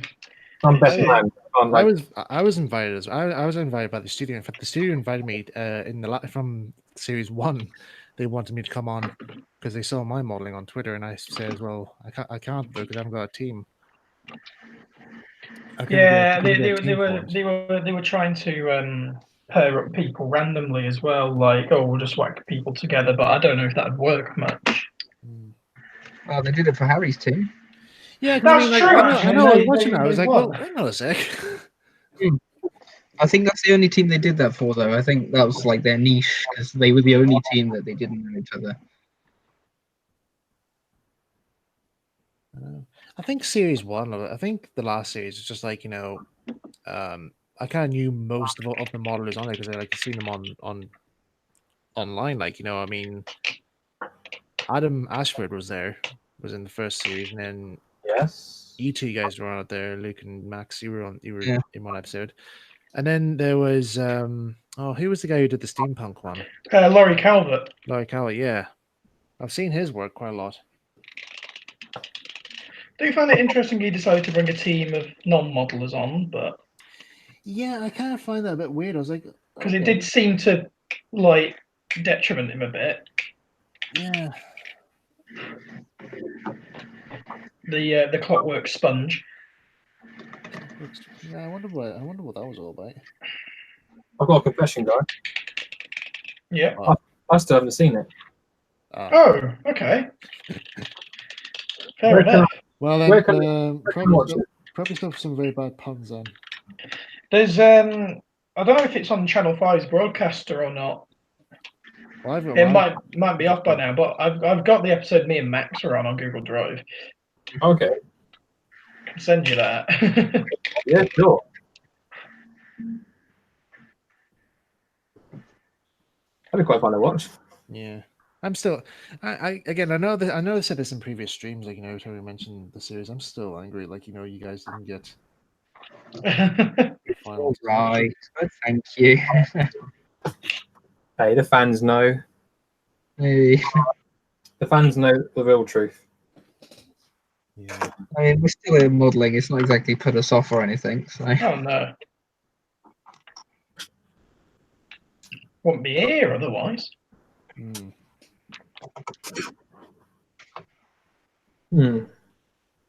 I just hope this year here, like, in this series, that the presenters just don't do the annoying puns again. I'm guessing they will. Oh god. I think not. Doesn't mean like have you ever noticed like I can't remember his name their names though, but one of them I actually remember one of them was actually quite he kind of acted as if he didn't really wanted to be there, even though he actually did look enthusiastic in a way. You ever notice that? I don't know. I don't know, Like maybe in person, they were very like interested. One of the presenters just looks like he just doesn't want to be there at all. So he just has to do it so he can get his pay packet. I mean, in person, they seemed very like interested in what everyone was doing, weren't they, Max? Yeah, I'd say, yeah. Yeah, okay. I don't know. I'm just thinking my mind right now.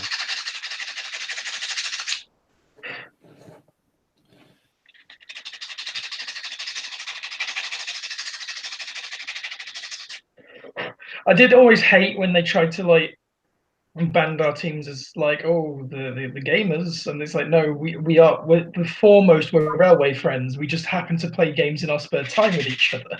Yeah. Yeah. Train fans, not just train fans completely. Yeah.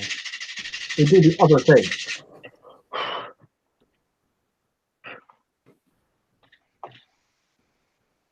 What was Steve Flynn like? Absolutely lovely. He's an amazing guy. He's not as strict as he is on screen though, is he? I don't get why they tried to push him off as really strict, because it was Kathy who was the stricter one. Oh, Like God. they were both absolutely lovely, but like Kathy was definitely the harsher. Yeah. I mean, they were just doing their job. So off camera, they were lovely, yeah. In what way was like? Sorry, this is just my eye. In what way was she kind of harsh?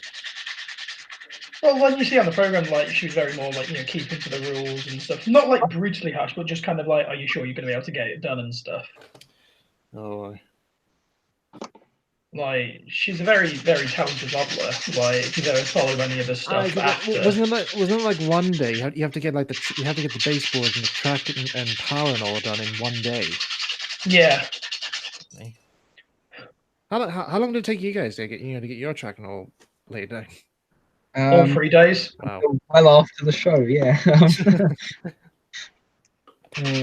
I think what I'd say to anyone who's possibly thinking of doing it, do not bother with point motors. Yes. Just make sure your main track is working, because we spent so long trying to get point motors working. It's what really, really buggered us over.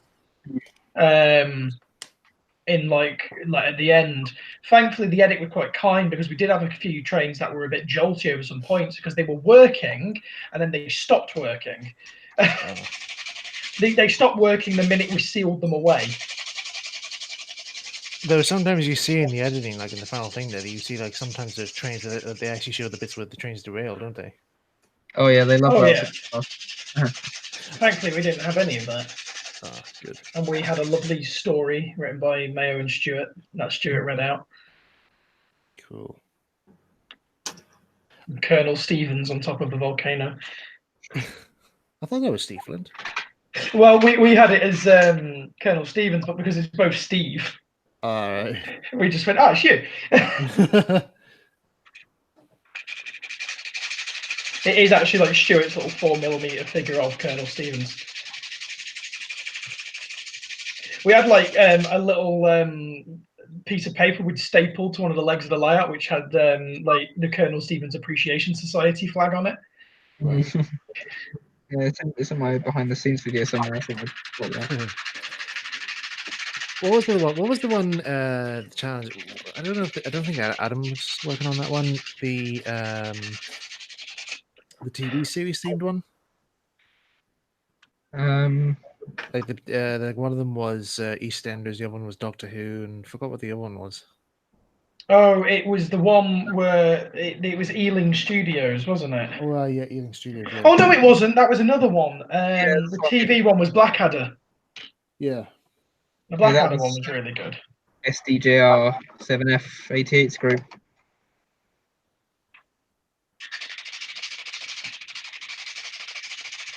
Yeah, he did a good job. I'm really annoyed at the Doctor Who one, because I'm a big Doctor Who fan, and it's like, oh, it's the Imperial Dalek War, and I'm like, with Cybermen? They weren't in that war. You fake fans. No. That's the episode that got on Gogglebox. I'm like, oh, of course it was that one. Yeah. To be fair, I think if we got the TV category, I think majority of us would have wanted to have a go at doing Doctor Who one. Yeah. I mean, the easy pull-out one is doing a Thomas layout, but yeah, not much work to be done. The EastEnders one I thought was kind of funny in one way, is where they had like that little spring, but inside the pub with the guy getting kicked out. Yeah, just like, the guy on the pub there, and you just see the little thing just getting like projected across the Yeah. way, like boom. And I love the bus that crashed into the fucking market. Oh, I did the big swear. And the bus that crashed into the market stall.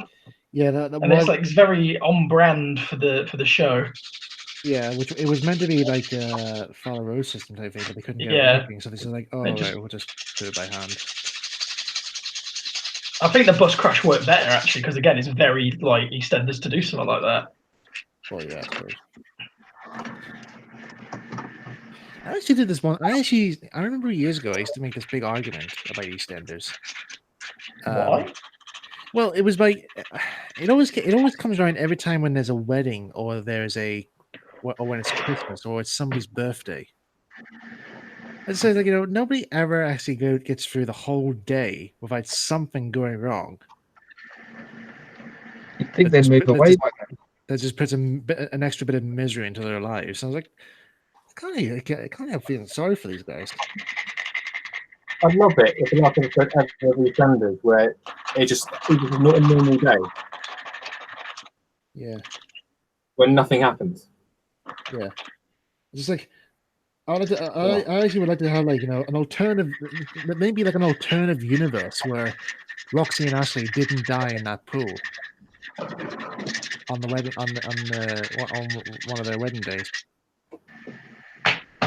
Oh, I couldn't. I have no idea. I've never watched it. Oh right, well, sorry. Oh, Yeah, one of them. They had this idea like to jump in the pool, have a bit of fun. One of them got their wedding dress caught in the. I think it was like maybe the vacuum or something in the pool out there, and kept pulling her under. no. So one of them tried to dive in and help her out there, but her dress was weighing her down, and she's like, "Oh God!" The two of them perished. Jesus.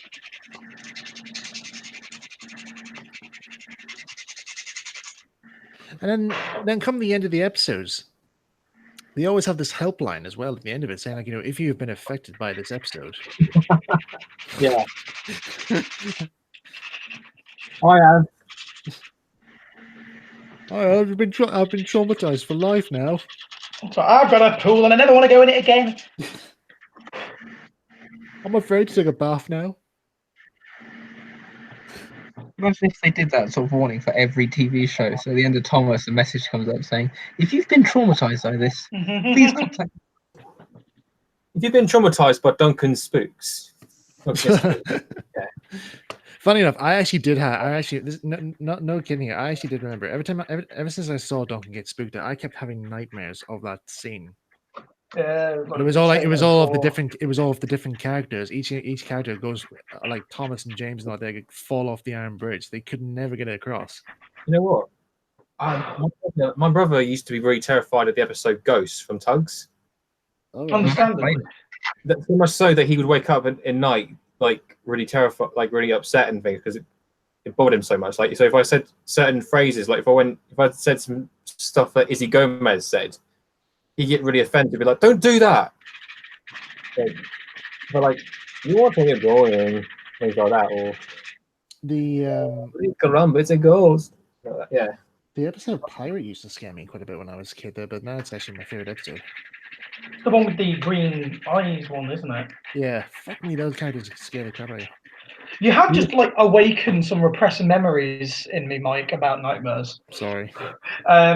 Whenever I used to like sleep over at my nan and granddad's, it was only when I was at my nan and granddad's, always had a like dream about all the characters like being sent them these series of tubes to a scrapyard. Wow. And it used to, for some reason, it was only when I slept at my nan and granddad's I got it, and it was a recurring dream. I always get dreams. This is always. I don't know why, but it's always how it's to do with the way I sleep. There, I always have to sleep on either my left or my right hand side. But if I lie on my back, I instantly get a nightmare. I don't know why. Has that ever happened to you? That's never happened to me. I can't really sleep on my back. It always happens to me. Every time I lie on my back there, there's always a huge chance I would get a nightmare. That's interesting. And there is probably some psychology behind it. Yeah. But it annoys me though. It annoys me because sometimes I find lying on my back that helps me sleep better, but then I can't though because it gives me nightmares. There's a dream where you feel like you forget it's a dream. That's the thing though. There are times where actually I actually know I'm actually having a dream, but then the dream doesn't allow me to end. Well, yeah, it doesn't allow it to end, but it doesn't allow me to take control. Yeah, so it's kind of like sort of lucid dreaming, but not. Yeah, so like there's even like one time like where this actually really annoyed me. I actually got so ticked off at my own dreams for this here. Is that there's times where I actually want to do something that I've always wanted to do, even in my dreams, and the dream refuses to let me do it. So, like for example, if I wanted to have a dream if I'm driving a steam train, I imagine myself I'm boarding the steam train, but next minute I'm being literally pushed aside by somebody saying, "No, you can't do this here. You're not qualified." Oh. It's like, but this is a dream. That's what it says. But this is a dream. I'm the creator of the dream. Don't care. Wow. Don't talk. Don't talk back to me like that. Like I used to have a dream I had a dream once where Ryan got me a headlock. Oh. Are you sure that was a dream? Oh, you just reminded me. I don't know how. What I learned about this. What I learned about this. When you dream of a friend hurting you, it means that you're jealous of the person. Oh. I thought, okay, I don't think I'm jealous of. Okay, but apparently. But I actually remember. Sometimes I actually did remember. I actually had often, like, say if I was talking to maybe Ryan or maybe Chrissy and Green or something like that. I actually sometimes actually have dreams where they actually appear Yeah. just randomly, like, you know. But there was this one dream I actually remember, and this took place, I think, after I don't know, I was in a video call with Ryan at one stage, or maybe I was talking to him on Facebook or something, and I had this dream where every single person on the Soda Island forums, every single member, had all come together to celebrate Ryan's birthday. Oh, Oh, So basically, but this is the weird thing though, is that Ryan is all like, you know, he's saying, you know, oh great, this is all cool out there. The whole thing takes place. Ryan hired like this holiday villa somewhere in I don't know, probably in maybe Norway. maybe in Norway. There's a good like a lakeside cabin. It's surprisingly it's big enough to house the entire farm. you weren't dreaming about the birthday you went to an island, were you? Or... I don't know. But anyway, what happens was then it comes to the time when we're about to, you know, we're about to give Ryan his birthday cake, and Ryan's nowhere to be seen. So we're like, okay, where is he? And I says, well, maybe he's outside there. Let's go and see where he is. And all of us all go out looking for Ryan. And next minute, all of a sudden, here we get attacked by zombies. Somehow the dream started to turn into The Walking Dead. Okay. And then next minute, each one of us, like say, like I think Tom, you were there as well. You got turned into a zombie. You were the first one to get killed off. Sorry, Oh, sorry, Tom. Oh, But that sounds about right. I know. But then I remember, like I remember I was with Chris Egan Green and Chris Balayash. And we were like, you know, we were like starting together, like saying, you know, right, let's see where we're from Ryan. And we see all the zombies, and I look around. It's like that scene from Michael Jackson's Thriller, where they're being grouped by the zombies, and the girl turns around, and Michael Jackson's turned into the zombie. I look around, and both, yeah, I turn around, and both Chris's are turned into zombies. I'm like, oh my god! To which point, I then hear this massive war cry, and I see Ryan appear out of this mist, this fog. Scottish war paint. Brandishing with the war painter there, brandishing the fictional beating stick. You remember in the audio scenes, it says he has a beating stick. Yeah. Yeah. He appears there brandishing the beating stick, and he comes in and he starts beating the living crap out of the zombies. Like, you're terrified because this is Thriller. But he didn't see me. He wasn't actually there to see me. He just came on and just started bashing the zombies. He just wanted to kill some people. Well, I don't know really. It's just he just appeared and he just went like he just were like, "Have at you little buggers!" And then he runs off again. And I was like, "This is a weird dream." It might be on the watching it. You never know. Stay away from these people in the future. Yeah. Be wary of the Chris's. They all turn into zombies. Yeah. So, sorry, Chris Babish and Christine Green, if you're listening to this stream here, I'm sorry, guys. It's always So great. sorry, but I mean, my mind is buggered up. Yeah. Just come back. Just like you choose, there will be no survivors. But that's what it felt like, though. It felt like as if I was in either like Evil Dead or The Waking Dead, not The Walking Dead. This is Oh, weird. it's gonna be a thought actually. Eh? I'd love to see Daisy. You know, Ryan's Daisy sing the Thriller song. Thriller. I'll mention that to him next time I see him. But I'll be seeing him there later in July. Oh, yeah. So I'll mention it to him there. And I'll ask him to send you a voice in. Oh, bloody hell. Sanding is a pain. Tell me about it. But now the two cab pieces are joined together and there's no kind of like ridge. You can kind of see where it was down the middle, but it's completely nice and flush now. Yeah, it looks good. So I think I'm going to go and spray that up. I shall be back. Do you remember the old SIF fan fiction site? I never read it. Yeah, never read it. I remember reading it one time now. Actually, I remember I downloaded. I printed out the entire of the Knights of SIF, and I was reading it on the way home from school, and I would literally just wet myself laughing because it was just so funny. I never read the ERS. But there's one scene in the Knights of SIF though where the old Bean has to has to seduce this ugly witch in order for them to steal something from her. He's like petrified for throughout the whole thing. He's like, you look so lovely and all this stuff, and she's and the witch is not buying it. She's like, are you serious? Are you actually you think I'm pretty good? Pull the other one, mate. And then there's like even this one scene where like Chris Parrish has like his own castle, which is actually a post office. All his soldiers are all postmen.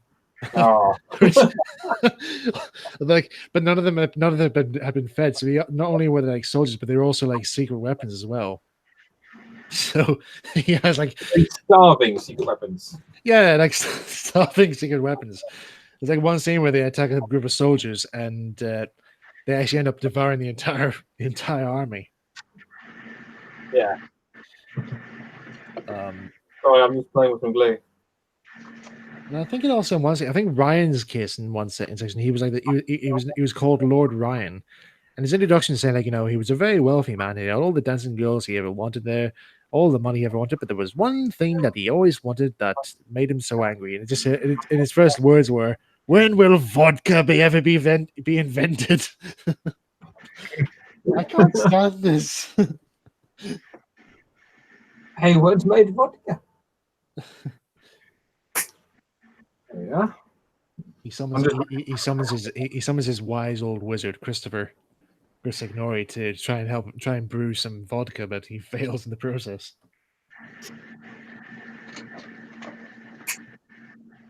There we go. All right, it's getting there. I think also Alaric as well. He played like a chanter who plays a pipe and it actually summons little woodland creatures. But like the first scene, like when he noticed what he's doing, he turns around and he goes like, "Help! I'm being savaged by all these wild animals." And he makes such a fuss about it that the animals just like turn and flee. Oh, okay. Even though they weren't actually attacking him, they just came over just because they enjoyed listening to his music. Yeah, so I'm just pretty intrigued. I think I don't remember the whole story, to be honest. I just like I said, I didn't really listen to it. All right. I've seen the beginning of the crossover. Oh yeah. Where it's like Ian Man plays the evil. The evil, and then Louis Macken's like running through the woods, and he's going, Louis, face me, face me. That I loved it. Don't run from me, Louis. I actually met Louis Macken last year in August, and I says to him, "You did a very good performance there playing Louis Madman." He was like, "Who?" I was like, "Yeah, you remember the crazy guy in SF Cutover?" "Oh yeah, him. Yeah." He was I love Louis Madman. He was funny. Sorry. To be fair, I did listen to the Wind and Willows special. Oh, that was funny. Wait, you get more time inside. You try breaking out. And of course, there's always Violet's bacon sandwiches with lettuce and mayonnaise and cucumber and a big Chianti. Aye, she makes a fine bacon sandwich, that woman. How did you know? I was arrested a couple of years ago. Lenny Craig were in that there as well. I forgot about that one. So, you guys think the smoke box looks all right? Yeah, it looks good. Nice and smooth as well, hopefully.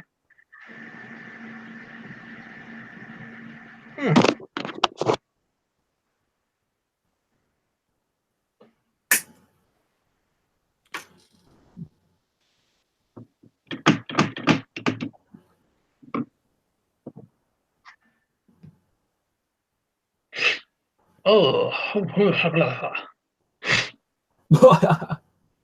Boy. right. It's time to put this cylinder back on, I think.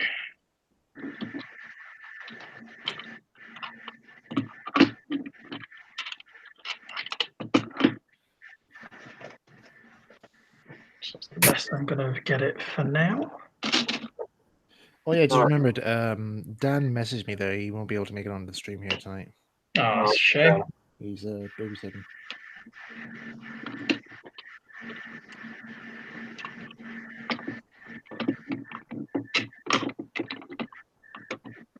Maybe next time.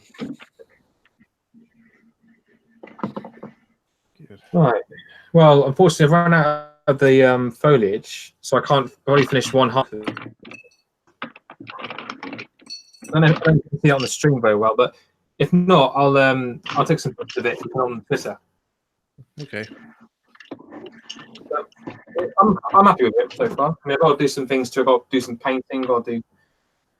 I guess I can show you what I'm doing right now. So basically, I've got this little brown latex thing that I use for covering up the attachments. If that makes sense. All right. So what I mean is, like, if I'm gluing, basically, because it's got its own texture, liquid latex. So what I do then is I apply this little brown latex in the nuts and crannies of where the tree branches are actually connected to my tree. I was actually going to paint the branches brown, but I quite like them being green like that because it looks more. Yeah, it kind of has a bit of like age to them in sort of way. Yeah, I don't suppose all branches like. I don't know. Well, it's basically, nature's of different colors, really. So, like, you know, it's more for choice in some ways. The idea is I'm going to copy. I mean, the only way I've seen this is the only reference I've got for the type of trees I use on Thomas were the Drayton Manor pictures.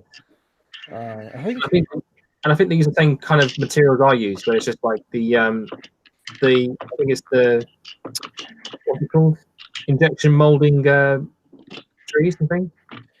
Yeah, I think for their one, they actually probably bought like foliage, like maybe from like artificial plants and that, or artificial trees. They use the foliage from that there, and then Here's what I'm using. yeah.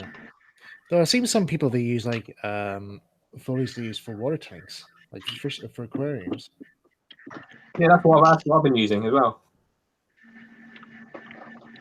It's the same stuff I'm using here, actually. Yeah, it's like Harold's flying over.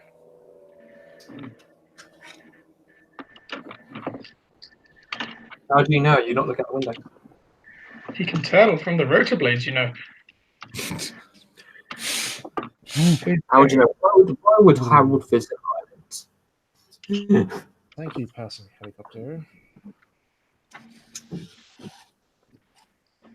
That's always a nuisance every time I'm trying to record stuff. Like if I'm trying to do my Miniature Railway Adventures audiobooks or recording something for friends out there, there's always a fucking helicopter flying nearby.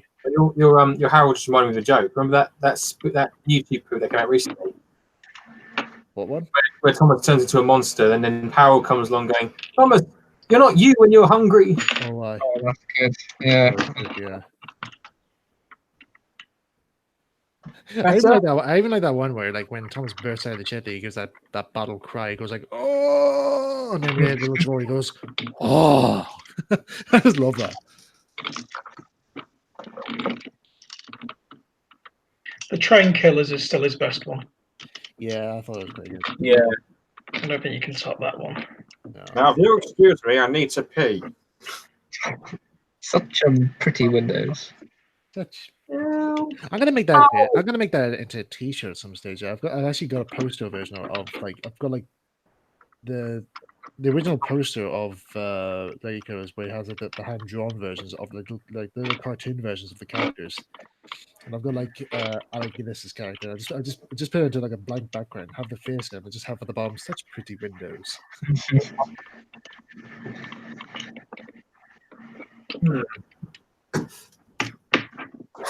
Shit.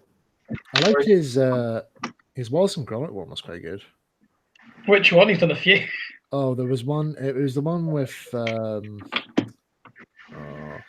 Wallace puts like crack on toast. And he just goes like, crack on toast, Gromit. Takes one bite of it. Next minute, then he starts hallucinating. You might just I like the Star Wars one. Oh, that was good. He goes like, "I'm to pick a shit." And here we go. I was prepared for that one. Can you see the tree now, guys? Oh, hang on, I'll put it on for you. There we go. Wow, that looks really good. Because I mean, I guess I'm trying to scale it up next to my E1. I don't know if it looks too big or if it's too. Yeah, it looks really good. I mean, yeah, trees are actually quite big, like so. With my vote. I mean, I guess if you look at it, it kind of resembles a bit of the Series 2 trees, maybe. Yeah. If I took better pictures of it, you might be able to. Yeah, it's looking really good though. Let's have a look. Lad. Looking really nice. Thank you. Oh shit! I'll say. No money. More money. Put another one in there because you said the S word again, earlier on. Yeah, I know. I would put some in.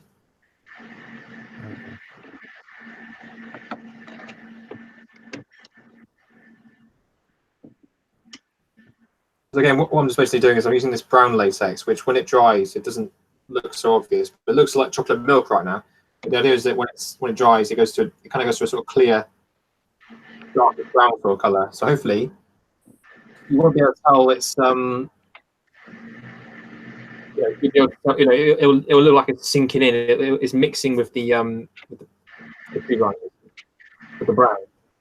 Yeah. Does it make any sense? Do you listen to what I'm saying?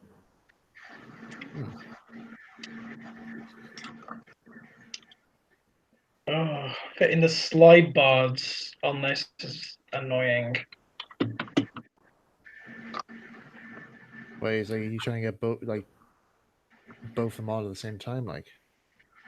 Well, you fit them individually, but they're just a pain to get on because of the way they are. Come on, yes! Oh, and then the other one popped out, of course. Oh. Of course, because it's modelling.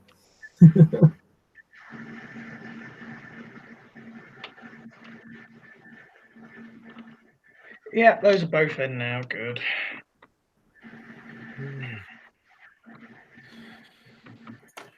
Right, that's one side painted. I've done the roof there as well, so I've done I've done the roof and it's all like a brown wash in the middle because that's just like a bit of a base coat. But I'll highlight that there later on once it's dried.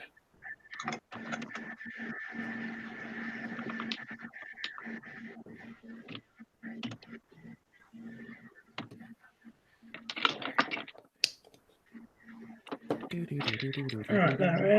That's the slide bars in. Lovely. Oh, and a red cylinder, yeah.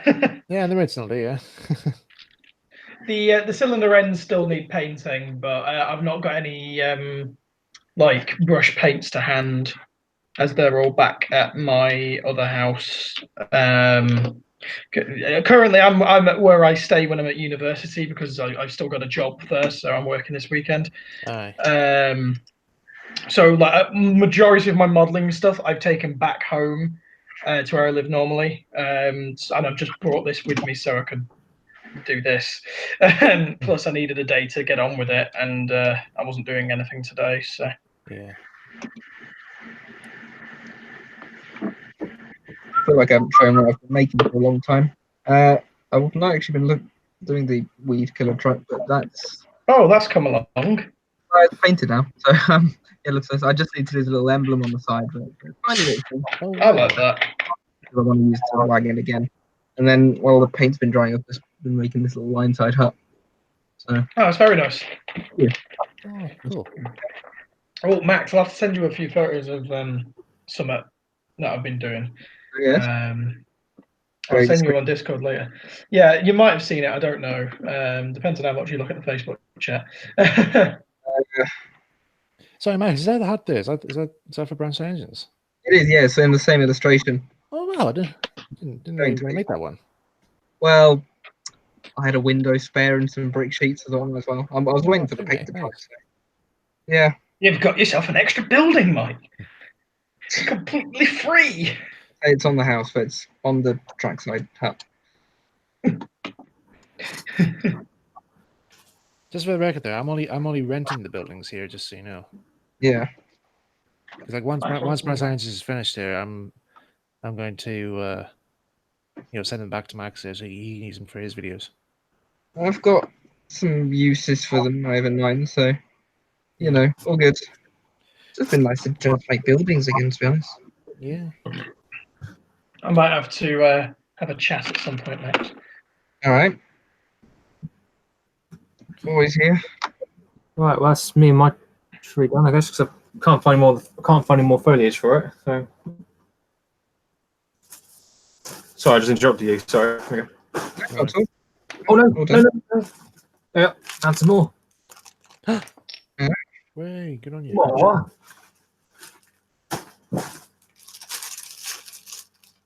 Ah, but it's a different colour. Right. Variation. No, unfortunately. Right. I'm just gonna let this dry for a second. I'm just gonna check on my dog for a second here. Let's see how she is.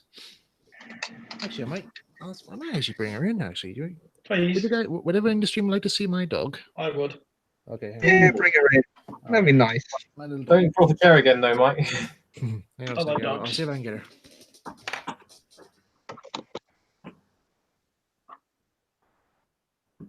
We know what happened last time.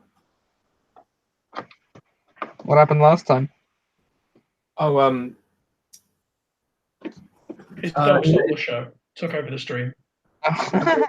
no, he's he allowed his dog to go on his lap, and the dog was sort of pushing him, and he fell off his chair basically. Really? Oh, Yeah, I want to see that happen again. Yeah, he hurt himself, but it's all right. now this is looking more the part. It is Wow. Wow. together. That is looking really good. It's looking more the part. The boiler's still a bit yellow, but Just go turn my camera off for a sec here. Good to say it's the copper. it was wrought iron they used. Oh, was it? Okay. Yeah, going back very old. It was was it wrought iron? It's wrought something. It's wrought iron or wrought steel. But it was yeah. It was pretty good material. I think it ended up becoming a bit brittle Right. after years, and that's why Talclin's rod broke in 2014. Yeah. Well, I mean that, and coupled with the whole like loose nut falling off. Right, I'm just gonna take my headphones out for a second. So if anybody hears any playback or anything from my end here, just ignore it. What if I can't, Mike? It's just so I can hear you guys here. Oh, right. Okay, as I said, I'm gonna just put my camera on for a sec so you guys can see, because I'm gonna bring a little guest along. So We don't want to you can see my ugly mug on screen. Right. That's your face. The big reveal. Oh. Actually, right. So anyway, as I said, I'm going to bring a little guest on board here, who often keeps me company whilst either in the workshop or up here, just somebody just to have it as company. So, hey, I'm going to bring my little dog. Hello. Oh, There she is. Oh, That's my dog, May. Look, honestly. look at me. I like how everyone's just moving their screens up now. Yeah, no, I'll actually see the screen now. Oh, This is May. Little dog there. Got her last year in May, obviously.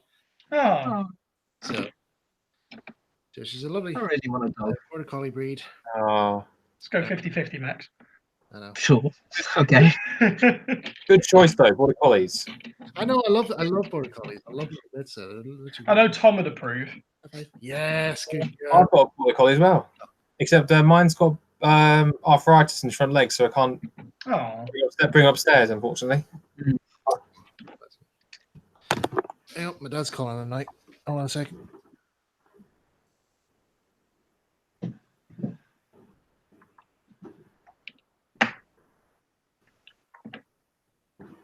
tell you what, I'm going to do some product placement for good old Wilco's now. Wilco's do these really, really good little pliers. They are great. They just fold out.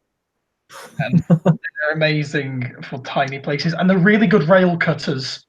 They are very good rail cutters. That's music to my ears. That's what I need to have. I always hate getting pliers that are terrible at rail cutting. I don't think I've ever had pliers that can cut rails. Well, these are the ones that I used. I'm pretty sure Stuart had a pair like that we used on the Model Railway Challenge. That's what we used to cut all the track with. Right, okay. But like, they're just. I think they're about £5 from Wilco's. They're a little expensive for pliers, but like they're good. They are very strong for, like I say, rail cutting, Nice. which is very useful. Yeah. Because I've had some pliers which are awful. Like it's managed to cut through, but after so much stress and just like wiggling about. Hello. Back. So May has to go into bed now. So Yeah, it's nice seeing her all the same. it's all you get to see her. Bless her. Brief encounters of the dog kind. I'm just gonna lower the camera down again so we can get back to work. Whee! There we go. I'm just slowly adding more and more colour to this now. Let's have a look. Sorry, I just focus on that. Yeah, Red that's bean.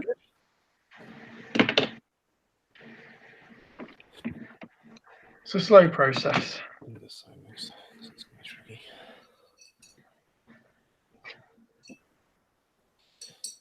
Oh, let's see. I'm just saying now it's coming up to 10 to 10. So let's see. Oof.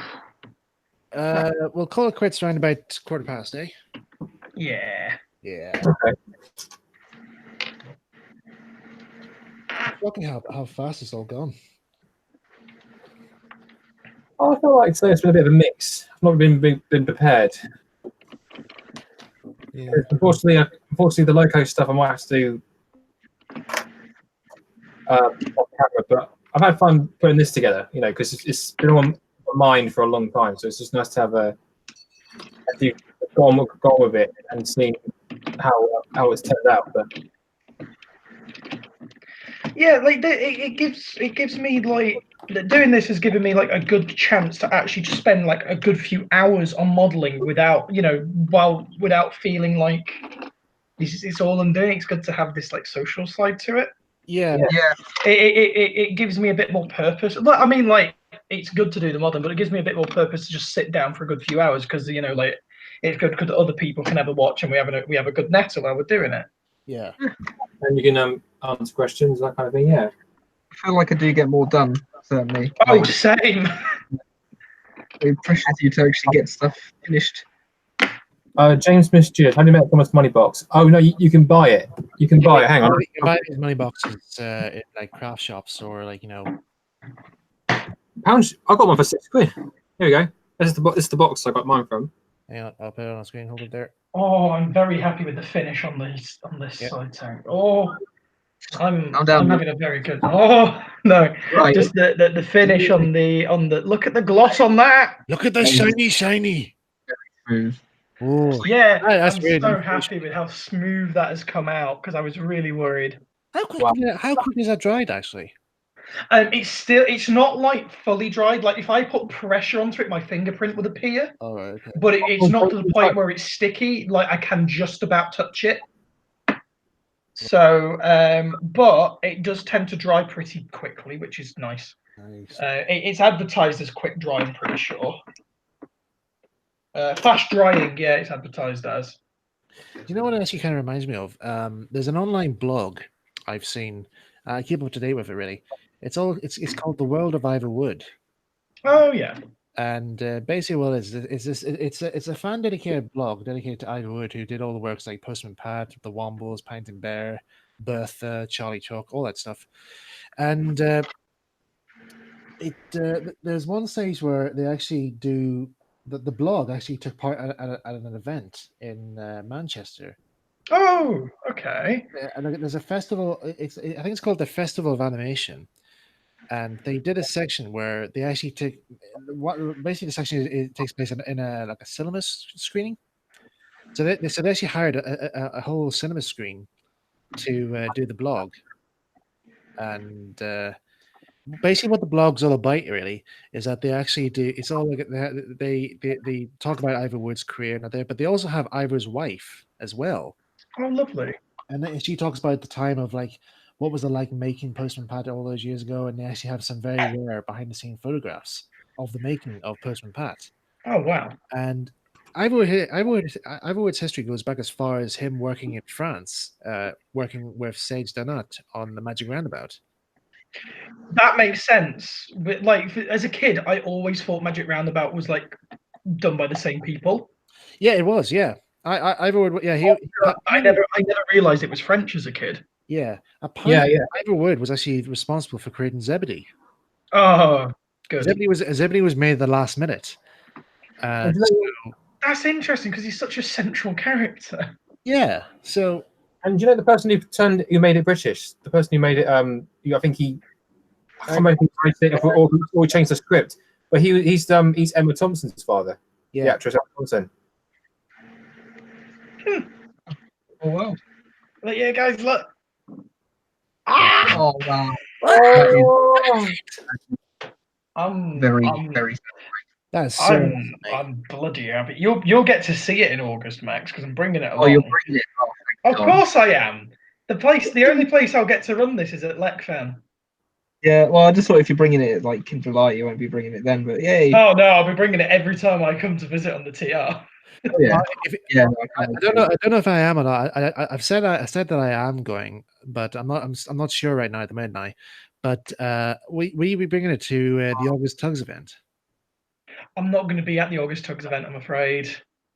No worries. Because I had a look into it, but I'm at the Teleclin like that weekend, and the trains from Towyn to like Butterley are A, very expensive, and B, like it take me like nearly a long time to get there. Well, you could drive with us. We're literally going back there from Towyn. Oh, But the problem is, we're not going back to Towyn, obviously, after that. yeah, okay, right. Time to revise my bookings. Look up how much a single train is back to Towyn or something. I don't know. But Yeah, I'd have to have a look at that then. You'll be able to run that on the Garden Railway there, because I've looked at the Garden Railway. It's 32 millimeter. Aye, that'll be able to run it though. Okay, yeah, Oh, possibly. right. It depends on what gauge theirs is, because there's. Most of it's 32. Oh, grand, yeah, it'll run then. Yeah. Hopefully. Oh, okay. I'm gonna have to do some considering. See, because I really want to go again this year. I really want to go again because I really enjoyed myself last time. Well, the Tugs event. I even said to one of the guys there, I said, I think it was Hayden.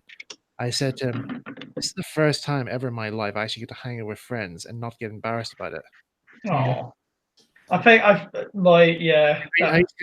Because I used to have, growing up, I had a very hard time trying to find friends that actually had to share the same interests as I had. Yeah, that's yeah.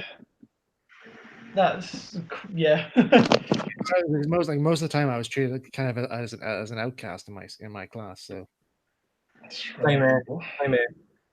Well, I'll do my best, but it's the weird. Well, the trouble is that the weekend after the Tugs one is the weekend that I'm going to Poland. yeah. Might be a bit tricky money wise, but hopefully, if not, I can try. Right. Let's do some planning, Max. Because if I am okay to join you guys in the car that way. Yeah, I mean, it's not even my car, but I'm inviting you. Because are you guys going to the Tugs event? Yeah, well, Okay. I'm going to try actually. There. So Pardon? James is staying, so it's just Harry and I. So you're more than welcome to come and go, even more room. Yeah. Going to the Tugs event on the way home. Mike, if you go to it, then you could have the buildings then. I owe Dobby a visit. I haven't been to Butterley since 2014. So. I've never been. It would be my first Tugs event if I go. Oh well, you'll like it though because they're doing the Victorian trains this year, and Oh yes. and they are Dan, really nice. Dan and Hayden have told me plenty about Burnley. Because I traveled in the Victorian trains. Oh, if And Whitehead's up and running, it'd be quite nice to see the crew again because the crew, you know, Whitehead, the little packet. aye. I think it is the one that's usually on the. Well, last year it was Victorian. it was an austerity. Oh right, was it? There's a little dark green packet. Oh Yeah, four. I know the one. Was it about? I know the one you mean. I've seen it in the sheds there, but I haven't. Yeah, if that's running, that'd be really nice to see the crew again because it's a husband and wife who own it and crew it. Oh, And it was at, for anyone who doesn't know, the Ribble Steam Railway is my local line. Like I do stuff at the Till Glen, but like when I just want to go and do some steam, I've got my local railway. right. Back home, Ribble Steam Railway, and one gala they brought Whitehead, which is the name of the packet, to visit. And we just got chatting. They were really, really lovely. It'd be nice to see him again. Yeah. I'm still laughing at that time. Back in March, with I was actually talking to one of the guys who was there at the time on Twitter, where I mob's not the right word for it. Cornered. Cornered was being yeah. I was cornered in the signal box at Swanwick by a whole group of fans who actually thought they were going to go for a group photograph with Mel Sherry. But then they saw me and they're like, "Wait a minute, is that Michael White? Oh my God, it's Michael!" Oh no! They literally cleared. They actually cleared the entire it took place in the church in the wee church there, the exhibit, and then I think somebody shared a group photo. But at the time, no, Mel wanted to talk to me about something in private, so I says, "Right, we'll go over to the signal box here because that's quiet. No! Oh God. We'll go there." Somebody saw me and Mel walk out the door and they thought, right, Mel's looking to do this group photo. Let's go and do it. And they all followed us to the signal box. And steps. I was like, hang on, I was like, what's going on here? I've had a into the box. I was like, oh, what's happening here? What's wrong? Why are they following us? And then next minute they all said, oh my God, it's Michael. I've had a tragedy. Oh. I was cleaning up the safety valve and it's snapped. Actually, you can glue it back on, can't you? I don't know where it is. It pinged. It's gone. It's dead. Oh no. I'll find it at some point, but On that note, guys, I'm afraid I'm gonna have to go. If that's all right. No worries, mate. Thanks for coming along here. See you later, Max. Lovely seeing you again. Thanks for coming on the last Models Corner for now. Anyway. Yeah. Last of the streams for a while. Yeah. Well, best of luck with everything. I'll definitely if I ever get Models Corner back on again here, again, I don't know when. It might be until September, I suppose. But yeah, I'll definitely see if you can come back on, mate. Yeah. Okay. Yeah. Well, nice to on. Best of luck with everyone. See you later. All right. See you, Max. Well, so we couldn't get the whole team on today. Yeah, it's pretty not there because I mean, I didn't know if I was wondering if Gavin was going to come on tonight, though, but I think he didn't have anything to show. Right? I'm surprised he's not been on today. Well, can't blame him. Yeah, I'm just any questions to answer.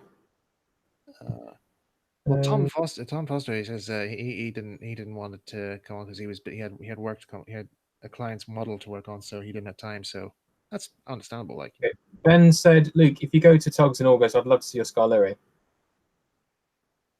Which Ben's this? Is this Ben Hall. Ben Hall? Yeah, he restores some of the models. Oh, lovely. Yeah. Well, like I say, I'm going to be at the Talaclane a week on Friday. I'm going to be there the 5th to the 17th. And then I'm also going to be there for essentially all of August. So, and I'll have the model with me. So if you want to, I'll be staying at the hostel, or if you're down one day and you see me, like whatever I'm doing, just come up to me and say, oh, can I have a look at the model? And like when I'm done for the day, you can come down to the model garden and we can get it running around. Awesome. Have you guys checked out Thomas Blows' stack? It was made back in the day. Oh God, that throws me back. Very good. Which one was that again? That was the Tomy with the Tomy models. Oh, the Thomas turns into the Terminator. oh yes, that I remember that. That was That's bloody ancient now. Dang it! If my plastic arms weren't attached to my plastic body, I'd be waving them right now. yeah. Not like that. It is time for you to be terminated. Hasta la vista, Benny. No, Thomas, no. And then when he That fought- when he that fought- is ancient now, honestly. I know, but like back at the time, like when we first saw it, like it was like, wow, this is like very well made. Very well. Oh yeah, no, it was really well made. That was made by I think it was Not One Salty. He makes all the kind of ERS post signature pictures. Oh, was it actually made by him? It was made. I think it was made by him. He posted it. I think it was. Yeah. Oh, didn't know that. I'm just trying to remember. 'Cause I remember watching it on the SIF site, and it said 01 Salty. Unless someone can correct me. I'm pretty sure it was him.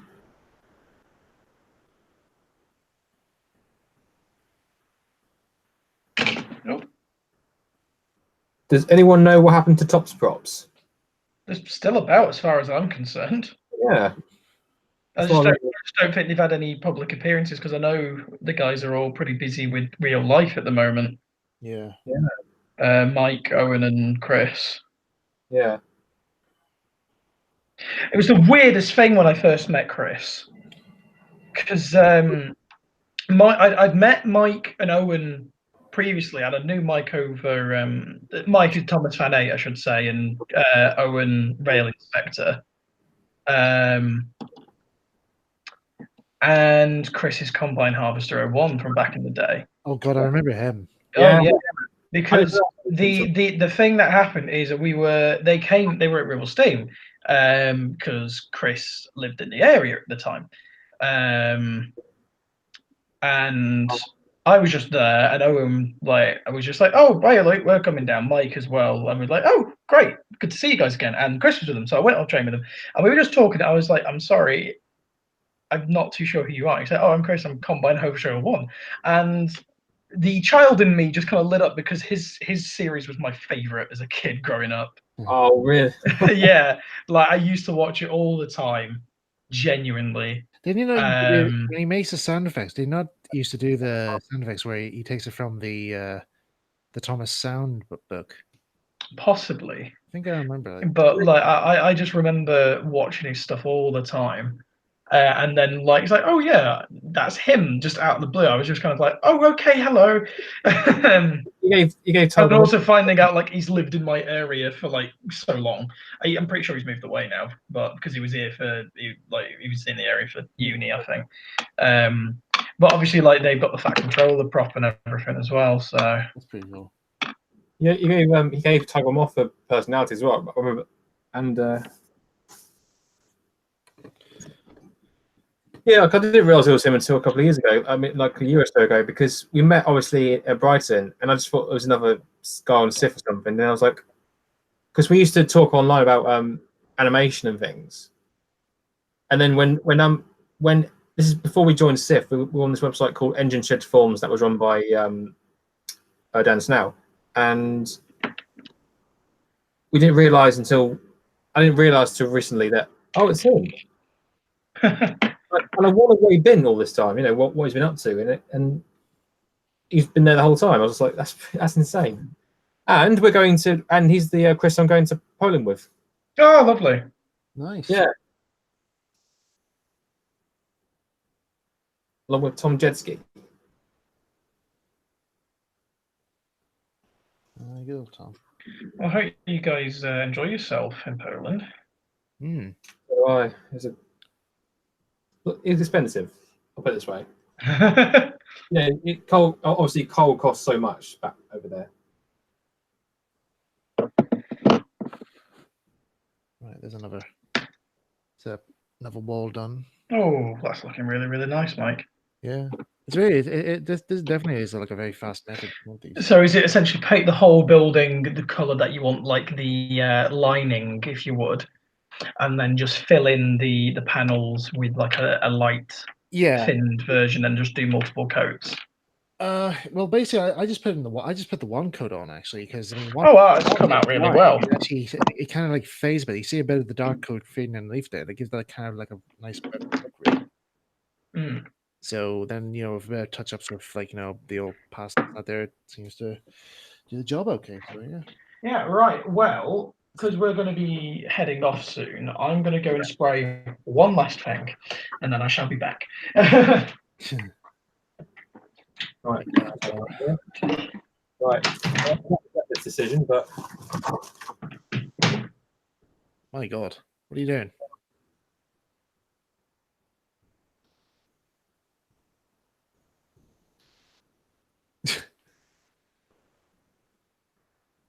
You're actually hacksawing a tree, the tree part off, the branch off. yeah, because I'm running out of the foliage to finish it, so I thought I might as well just have that bit off and make it look like the branch collapsed or something. I suppose.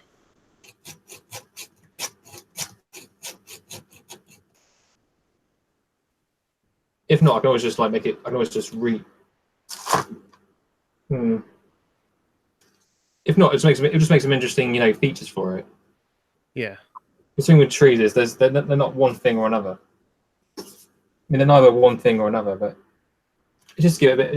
It's just give it a bit of uniqueness. Hmm. But also because I've run out of these certain. Yeah. The ones that are like green mixed with red, which kind of give it kind of autumn feel to it, but.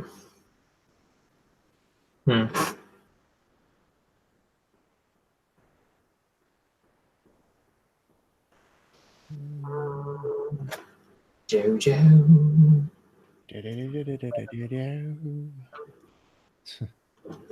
That's a stupid idea. If I was sawing, I mean, I got to the wire bit. If I was sawing that bit, I'd be here for all night. Hmm. And kids, don't follow my example.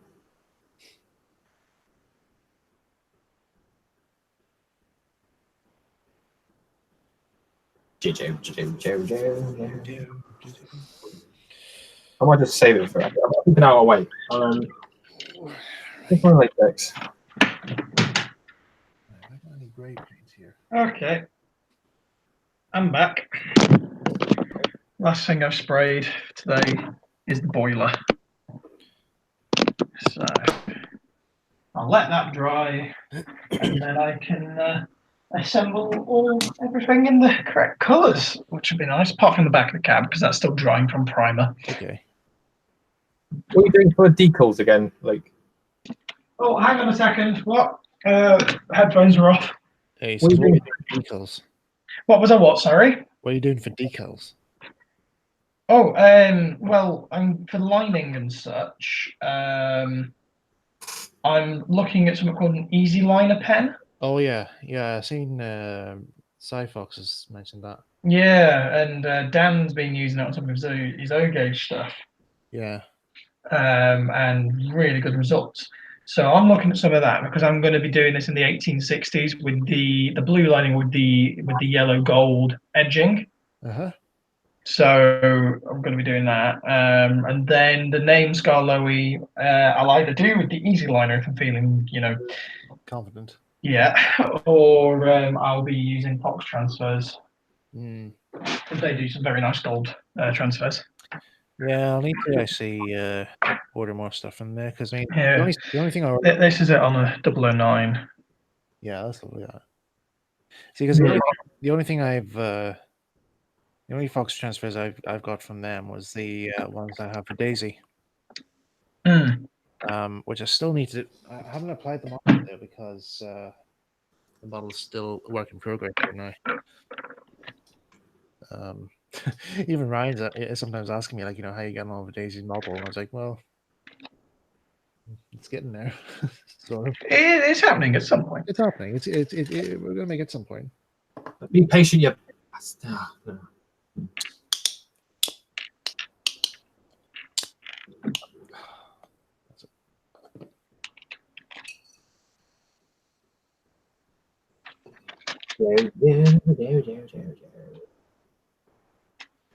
What was I gonna do? I'm gonna try just whilst I'm waiting for this other paint to dry. I'm just gonna paint this little tree stumps I got off Amazon. It's like a wee Chinese resin tree thing. I just bought it for maybe for a set dressing for brass engine, so let's give it a bit of a wash here. I put a bit of Flojo on it. I was going to spray more varnish, wasn't I? There's my candle. Unfortunately, with this, you have to do this multiple times where you find it sticky.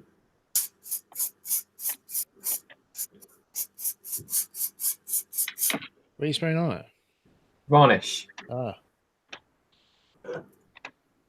Because this does crack. the Games Workshop one. Sorry? That the Games Workshop one. I'm sorry? Is that the Games Workshop one? No, this is just a Motip. All right.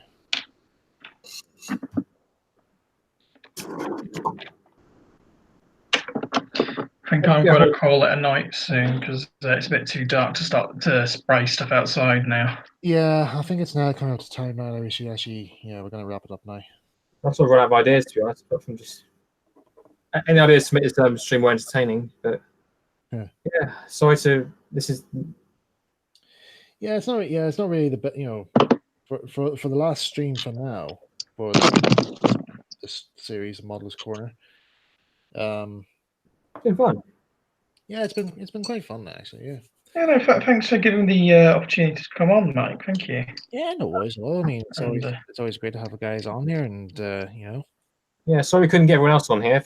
The idea was to have everyone come in as like a sort of a final. Yeah, because we had like because I had like the sort of like a group chat thing on, and you know, I invite those who want to take part, who I wanted to take part in the thing.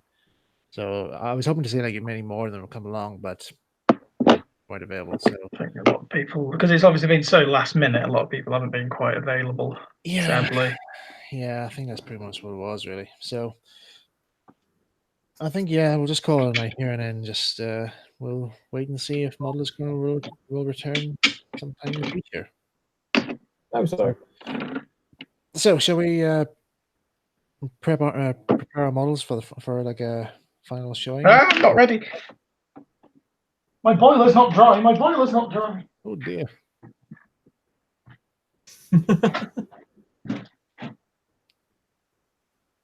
If you ever ask an engineman, you do not want a dry boiler unless if you're in steam.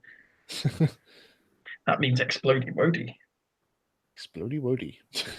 It reminded me of something that me and Dan came up with. Dan mentioned something last year. We were given like different names for like certain parts of the engine. Like handrails we call like grab handles, and lamp irons we call them lampy boys. What? I don't know. It was funny at the time. I find it funny now. Yeah. But like, yeah, we were like laughing at ourselves. So there's a video I have somewhere of me and Dan in this in the museum section up in Swanwick Shed, where they have the animatronic dummy of William Stanier. Oh yeah. And or Buzz-Eye Bill, as we call him. Because I never knew. Because when I first saw it there, I never knew William Stanier was cross-eyed. So yeah, that's what we did. But there's a video of me. There's a video I did of Dan, like where I just had a video of Bill looking at the camera. The camera pans over to Dan, and he just goes, "The horror." Yeah, horror. The horror. The horror. Anyway. So yeah, other than mine's not finished because I ran out of the foliage. Yeah. But I don't know. I mean, I'm looking now. It reminds me a bit of Series 2 in a way. Yeah. Do you know what? I'm actually hang on a second. Whilst I might get one of my trees here that I have for brass engines and compare it next to my Fox Cold crystal. Hold on.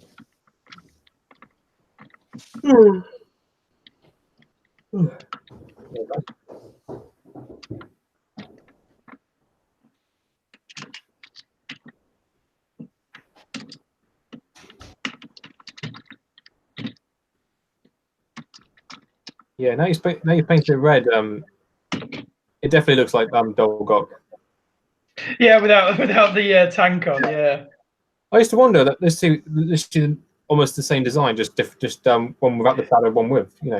Like I say, I do believe there are differences with the boiler diameter, and the wheelbase is obviously quite a bit different. But when you get into like just they are quite similar. Obviously, coming from the same loco designers. Yeah. It is rather nice to see. Yeah. There's one of the trees have branch engines here. Yeah. See, I'd love to try and create something like that with these plastic leaves, but obviously, yeah, just got to keep practicing, keep building, and keep spending money. Yeah. So for my Thatch Kaiser, I've only had like, well, I managed to get the whole building made up, like, but of course, there wasn't enough time to get all 4 walls painted. But hopefully, when it's finished, it'll look something like this here. And in true Blue Peter fashion, here's one I made earlier.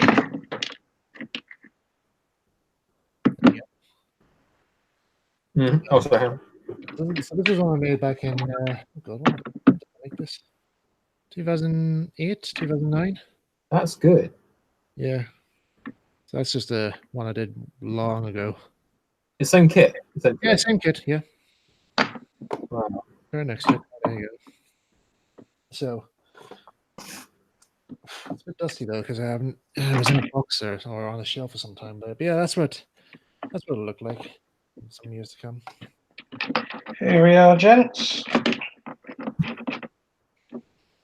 No. Let's have a look. Oh, look at that. Oh, that's lovely, that Max. Oh, not Max, Luke. I'm Luke. Let me get my name right. That's lovely, that. Thank you very much.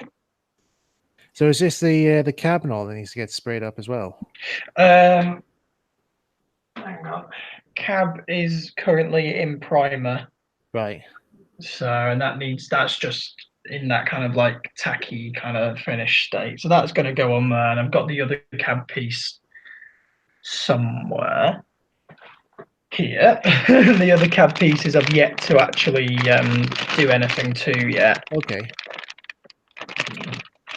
Because, like I say, I want this ready for the Model Railway Gala at the Teleclin, and if I can't get the cab done, it's no biggie because I can just take it off and put a metal rail there and run it, take the trailing wheel off. Yeah, and use that as like Teleclin before she got the cab and all. Pretty much, yeah.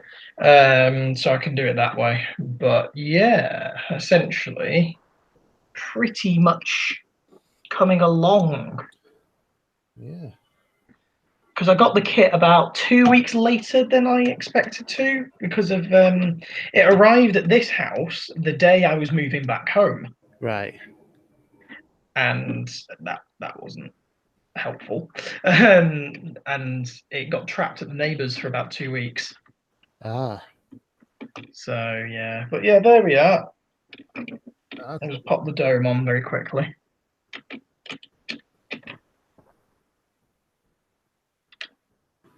Should be running soon. Yeah. Very nice.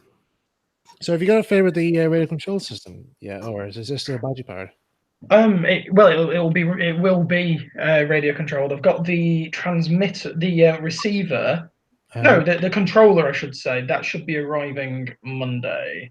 And then Doug's going to.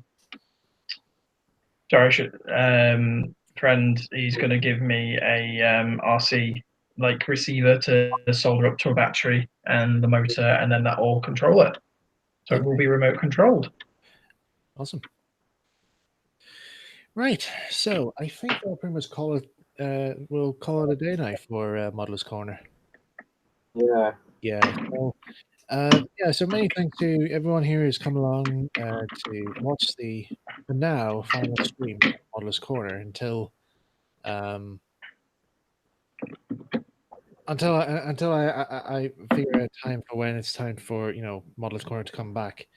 But But yeah, it's just the way it is at the minute. Like, I need all the time I can to focus on this. Oh yeah, life comes first.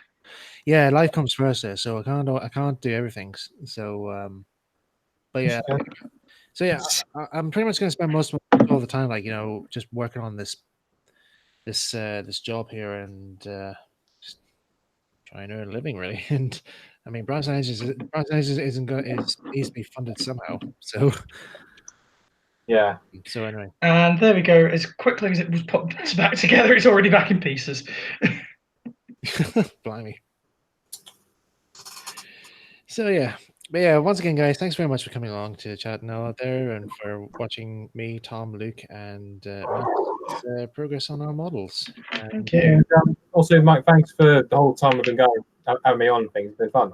Yeah, Oh yeah, thank you so much. It has been a great number of weeks, like, just doing this, and it's helped me get quite a lot of progress done so far, and getting buildings made and stuff and all for Brandon. Oh yeah, same. So, Tom Foster was telling me once, like you're saying, it gives me a good excuse to do the stuff that I'd usually find a bit boring and mundane, because you've got that social aspect of chatting and stuff. I know. It makes it less boring. Yeah, but yeah, in the words of the first Doctor in, was it Dalek Invasion of Earth? Dalek Invasion of Earth. Hey, I shall come back. Yes, I shall come back. Until then, there must be no tears, no anxiety. I'll go forward in all your beliefs. As I have done in you. So thanks again to Max, Tom, Luke for coming along here tonight. Been a pleasure, guys. No problem. Again, thank you guys for tuning into Models Corner, and Thanks, guys. what else can I say but thank you and good night. We'll keep modelling. Aye, good night and keep modeling. Hey. Don't just stop because we stopped. Yeah. Okay, guys, take care. Bye-bye. All right.